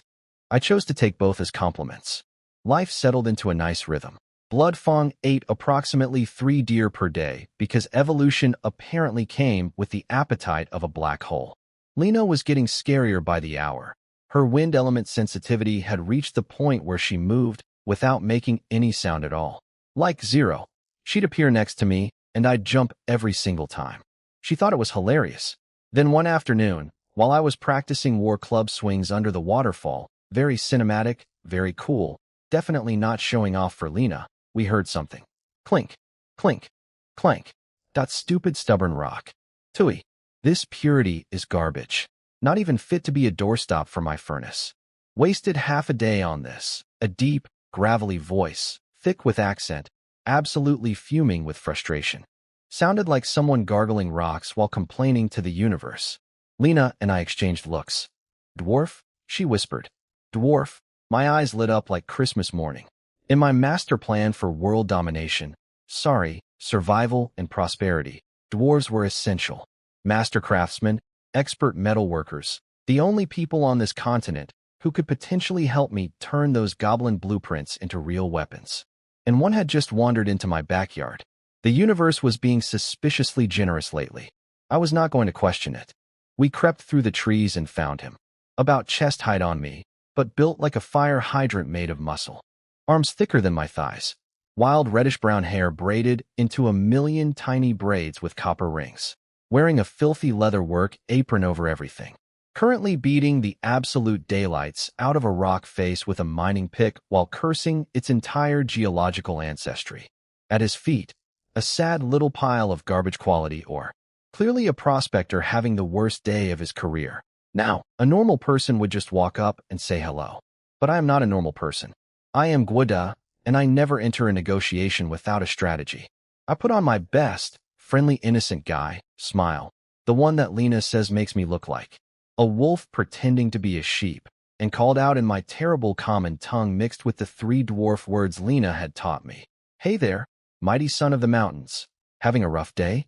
Maybe we can help. The dwarf jumped, spun around, and grabbed a battle axe from the ground so fast I barely saw it. For a short guy, he was quick. His face was 90% beard with 2 suspicious blue eyes and a nose that had clearly been broken several times and also spent a lot of time near alcohol. Half-Orc? Leopard girl? And that wolf, he squinted at our bizarre party. What kind of weird group is this? Stay back. I got nothing worth stealing. No, no, no. Total misunderstanding. I showed my empty hands, all smiles. Just passing through. Heard you having trouble with the ore. We know these mountains pretty well. Maybe we know where better veins are. Dangled the bait. Dwarves in quality or are like cats and laser pointers. Physically impossible to ignore. His eyes narrowed. Suspicious. But he didn't chase us off. Hook set. Now came phase 2 of the plan. The real play. I let out a theatrical, world-weary sigh. Man, bad mining days are the worst. You know what would make this better? A nice strong drink. Too bad there's nothing good out here. The magic word, drink. Those blue eyes sparked. His throat bobbed. His grip on the axe loosened by approximately 40%. But he played tough. Huh? What would you know about good drink? Probably drink that watery grain swill or sour berry juice the other races call wine. And that's when I activated my ultimate weapon. Not my war club. Not my King Kong strength. Not my chaos magic ocean. My mouth. I leaned in with the expression of a man remembering his greatest love, and I started describing alcohol from Earth. In the most ridiculously over-the-top, fantasy-flavored language I could invent. My dear friend, I said, my voice dripping with false nostalgia. In my distant homeland, there exists a beverage known as Flame of the Abyss. Crystal clear as mountain spring water, yet it burns like liquid fire going down. The aroma carries for miles. One sip and you feel the weight of the earth itself and the fury of volcanic magma. It is said that warriors who drink it can hear the voices of their ancestors. The dwarf's eyes were getting wider with every word. His beard was actually quivering. And that's just the first one, I continued, warming up. There's another called Eternal Slumber, black as midnight, aged in oak barrels for 100 years. Smooth as silk, tastes of smoke, aged wood, wild fruit, and starlight itself. The aftertaste lingers for hours. The dwarf was now physically leaning toward me. His axe was hanging limply at his side. And then there's Thousand Flower Nectar, brewed from countless rare flowers and fruits using secret ancient methods. Colors like a rainbow. Fragrance so intoxicating that bees and butterflies follow the brewer. Sweet and crisp on the tongue, but the kick. Oh, the kick hits you like a giant's fist. 20 minutes later, I was basically doing a fantasy world wine commercial, and this dwarf was buying every word. He was practically drooling into his own beard. His pickaxe had been completely forgotten. His battle axe might as well have been a walking stick. Such drinks exist, he whispered reverently, like a man who'd just been told about heaven. Absolutely, I slapped my chest. Then I dropped the bomb, and I happened to possess the secret recipe for Flame of the Abyss. The dwarf literally leaped into the air. Recipe?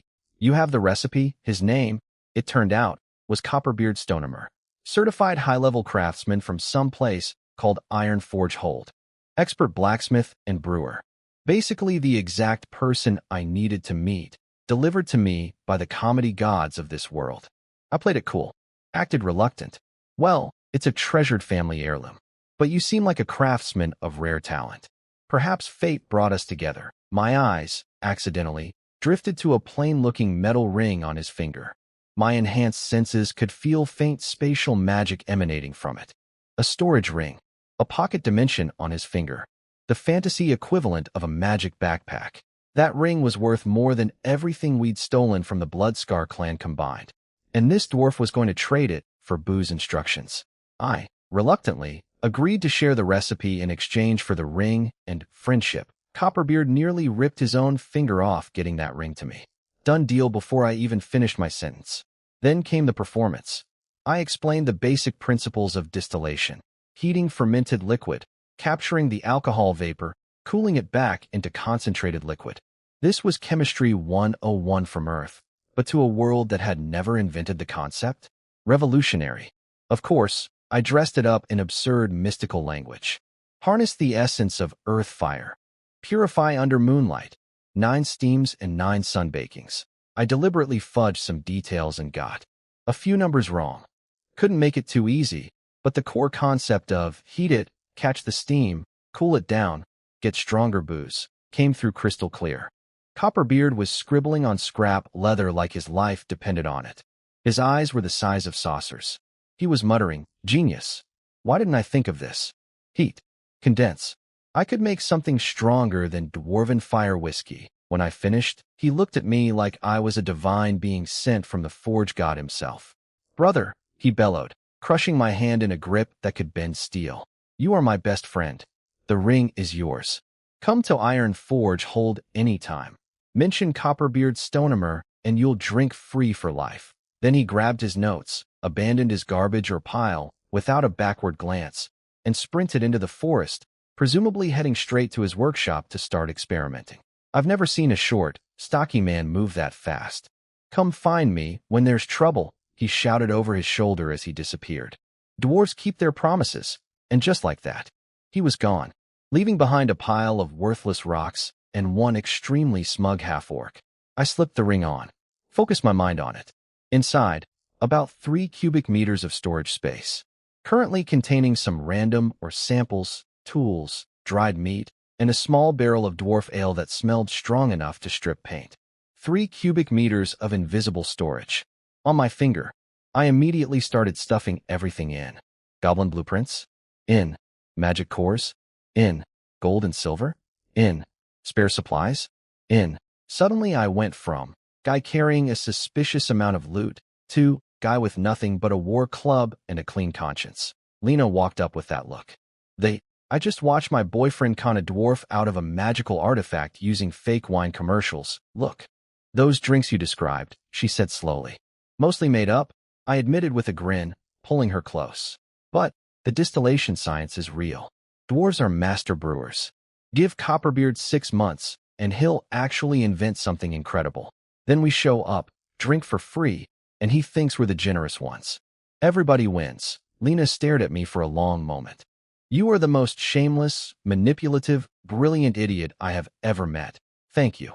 Today's acquisitions: spatial storage ring, priceless dwarf ally who thinks I'm a booze prophet, standing. Invitation to drink free at Iron Forge Hold. Cost: 1 half-remembered chemistry lesson and 0 shame. Some people fight their way to power. Some people magic their way there. Me? I'm talking my way there. 1 scam at a time. Now if you'll excuse me, I need to go organize my new magic pocket dimension. The goblin bomb blueprints keep touching the dried meat, and it's making me nervous. It's time to go home. And by home, I mean the saddest, most pathetic, most depressing little settlement you've ever seen, populated by the most bullied subspecies of orc on the entire continent. The Blackstone tribe. My tribe. Well, Stanson's tribe. The place where the original owner of this body grew up hungry, beaten, and treated like garbage. Good times. I stood on the ridge at dawn, looking east toward the barren, rocky wasteland where the tribe scratched out its miserable existence. Lena was beside me, wind tousling her hair, cat ears twitching. Bloodfong sat on my other side, golden eye watching me with that creepy, "I can read your emotions" look that evolved predators apparently have. "Going back?" Lena asked softly. "Going back," I confirmed. I touched the storage ring on my finger, stuffed full of stolen loot, and felt the ocean of power humming in my gut. I cracked my knuckles. Some debts need collecting, and we need a base of operations. Lena didn't hesitate. "Where you go, I go." Bloodfong bumped my arm with its enormous head. "Same. All right then. Let's go home." The closer we got, the worse it looked. Trees thinning out. Rocks everywhere. Soil so poor you couldn't grow a complaint in it.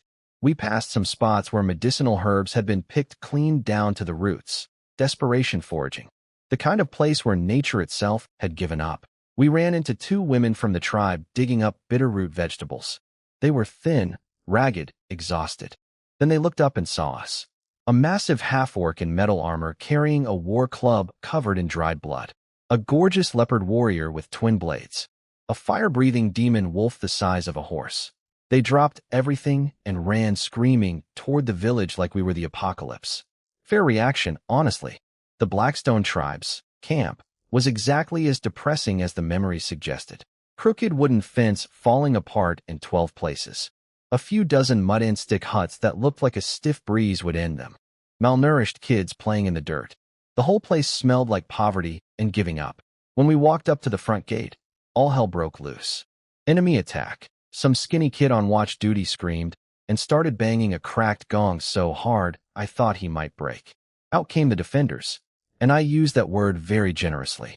Maybe 40 half-orcs, mostly underfed, holding wooden spears, stone axes, and in some cases literally just pointy sticks.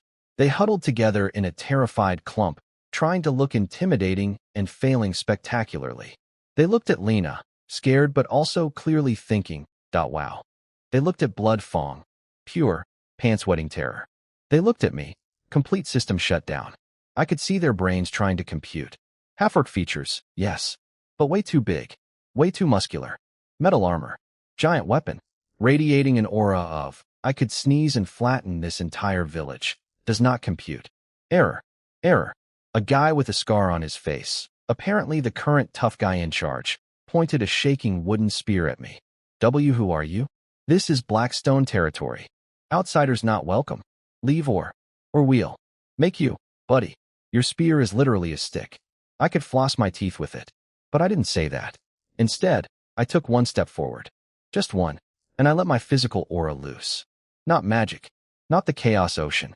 Just the raw, primal pressure of a body carrying King Kong bloodline. Pure muscle. Pure power. Pure.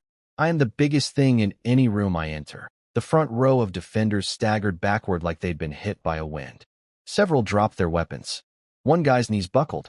Scarface went white as snow. My name is Gwada Stanson, I said, voice rolling across the camp like distant thunder. I'm home, Stanson. Murmuring. Confusion. A few older tribe members squinting at me, trying to match this walking god of war with their memory of a scrawny, beaten-up mixed-blood kid who disappeared months ago and was presumed dead. Impossible, Scarface shrieked. Stanson is dead. Who are you really? Okay. Enough talking. Time for a demonstration. I walked over to the tribe's legendary test stone, a massive blue-black boulder, half buried in the ground near the entrance. According to Stanson's memories, this rock had been there forever. Warriors tried to move it to prove their strength. Nobody ever could. It was basically the tribe's version of Excalibur, except it was a rock, and instead of pulling it out you had to lift it, and nobody had ever succeeded. Every eye in the camp followed me. I stopped in front of the boulder, took a deep breath, let the King Kong bloodline sing through my muscles and bones. Felt that ancient power flood my arms, my back, my legs. No magic, just body.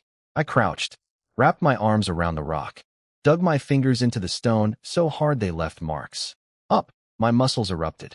Every fiber, every tendon, every cell in my body fired simultaneously. The ground under my feet cracked and cratered. Dirt and pebbles flew. The boulder groaned, shifted, shook, and then it came out of the earth like a rotten tooth. Thousands of pounds of solid rock, ripped from the ground where it had sat for generations, rising higher, higher. I lifted it over my head, held it there, steady, like it was a beach ball. The entire tribe went silent. Not quiet, silent. The kind of silence where you can hear individual heartbeats. The kind of silence that happens when 50 people simultaneously forget how to breathe. Scarface's spear clattered to the ground. Then Scarface himself clattered to the ground, collapsed on his, but with a wet stain spreading across his pants. The man literally peed himself, in front of everyone, on what I will forever consider the greatest compliment I have ever received. Even Lena, who has seen me do ridiculous things, had her jaw slightly open and her eyes sparkling. Bloodfang lowered its head in respect, which for a fire-breathing demon wolf is basically a standing ovation. I stood there, boulder overhead, sunshine blocked, casting a shadow over the entire crowd like some kind of mythological titan. Anyone still doubt who I am? Nothing. Anyone want to be not welcoming to me? Absolute nothing. Then someone in the back started crying. The ancestors sent him. It's a miracle. Stanson is back. With the power of the gods, and one by one, then in groups, then all at once, the entire tribe dropped to their knees. Weapons abandoned, heads bowed, bodies trembling. Total, unconditional surrender to raw, undeniable power. I set the boulder back down. The ground shook. I dusted off my hands like I'd just moved a piece of furniture. Now then, I said casually, "Where's Bark? And where's Chief Cole?" Bark, one of the few decent guys from Stanson's memories, the one who'd secretly slipped him food and stopped beatings when he could, was apparently out hunting.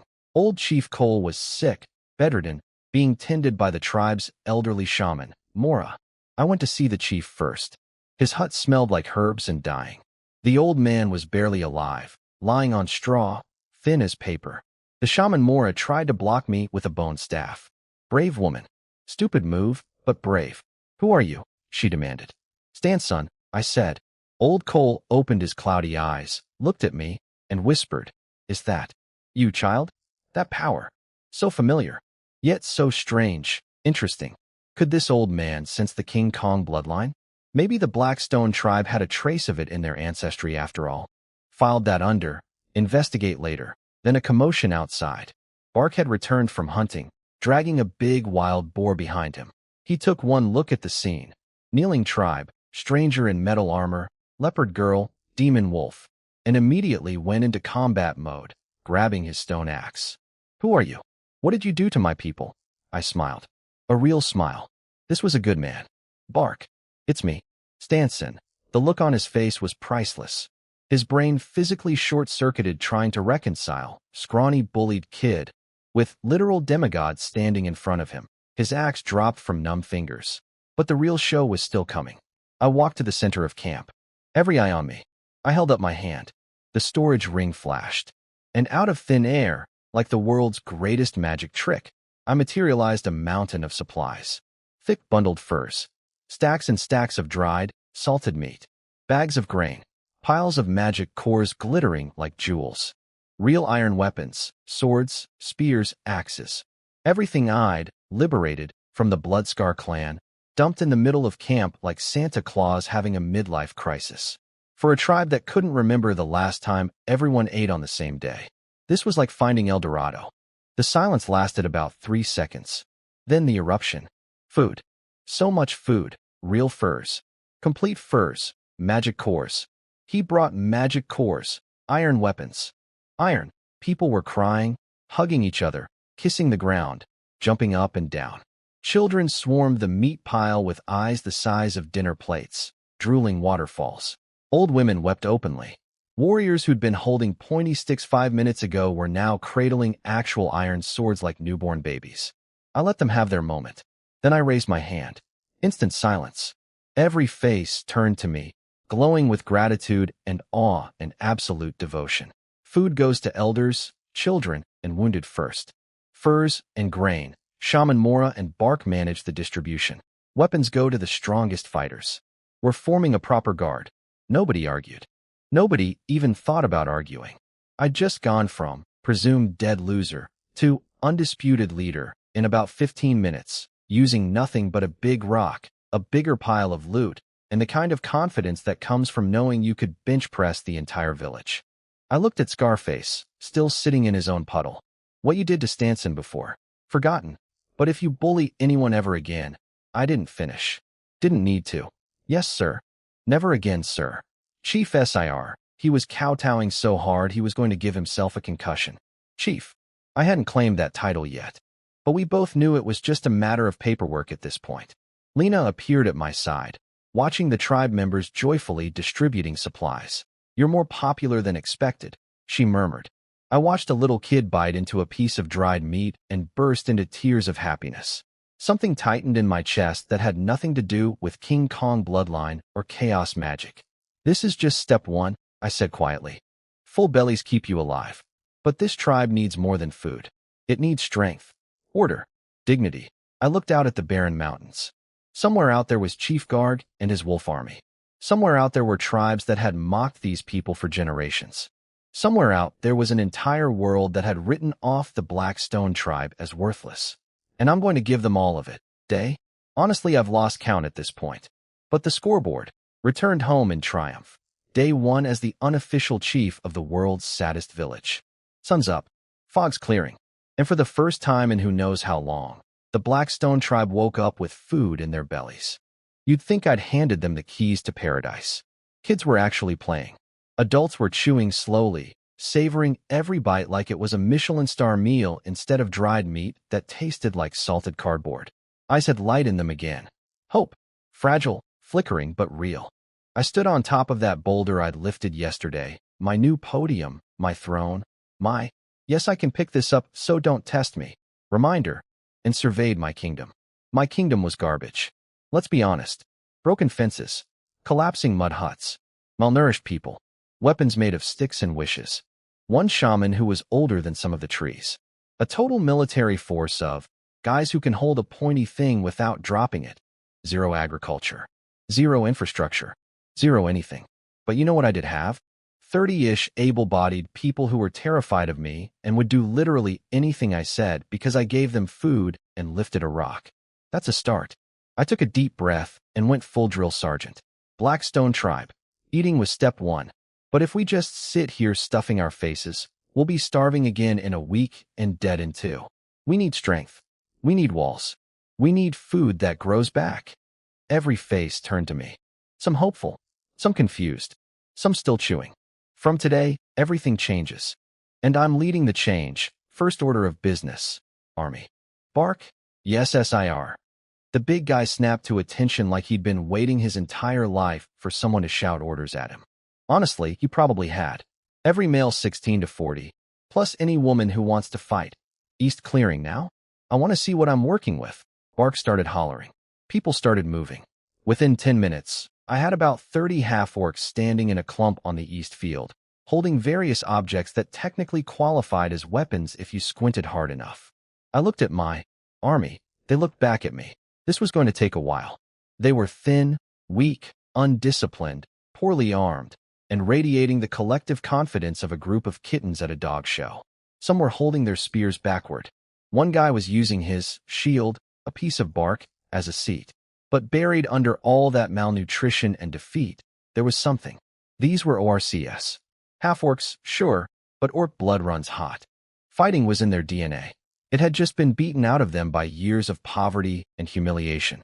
Time to beat it back in. I know you're hungry and weak, I bellowed, pacing in front of them. I know you think those sticks in your hands are useless. But listen to me.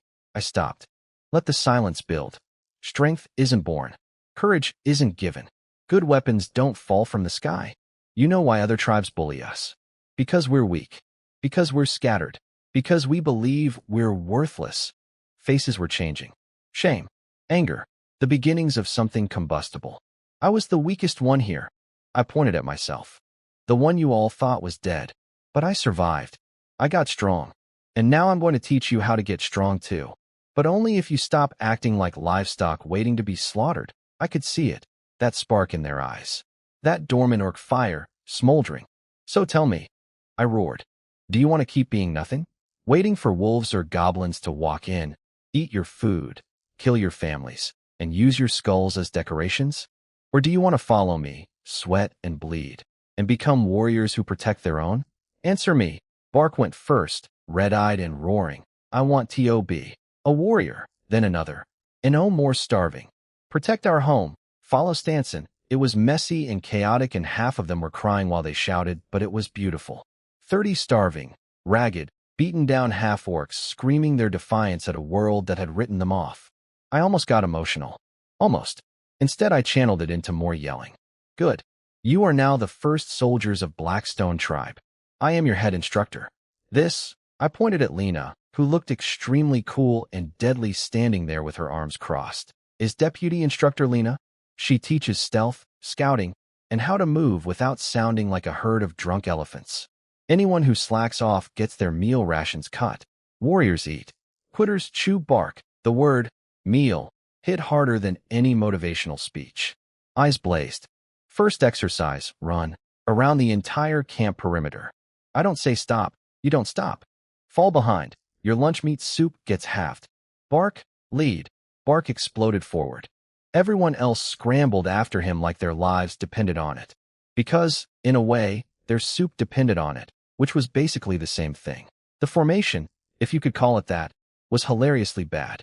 Wobbly legs, gasping lungs, 3 guys tripping over the same rock, 1 woman somehow running faster than everyone else, future squad leader noted.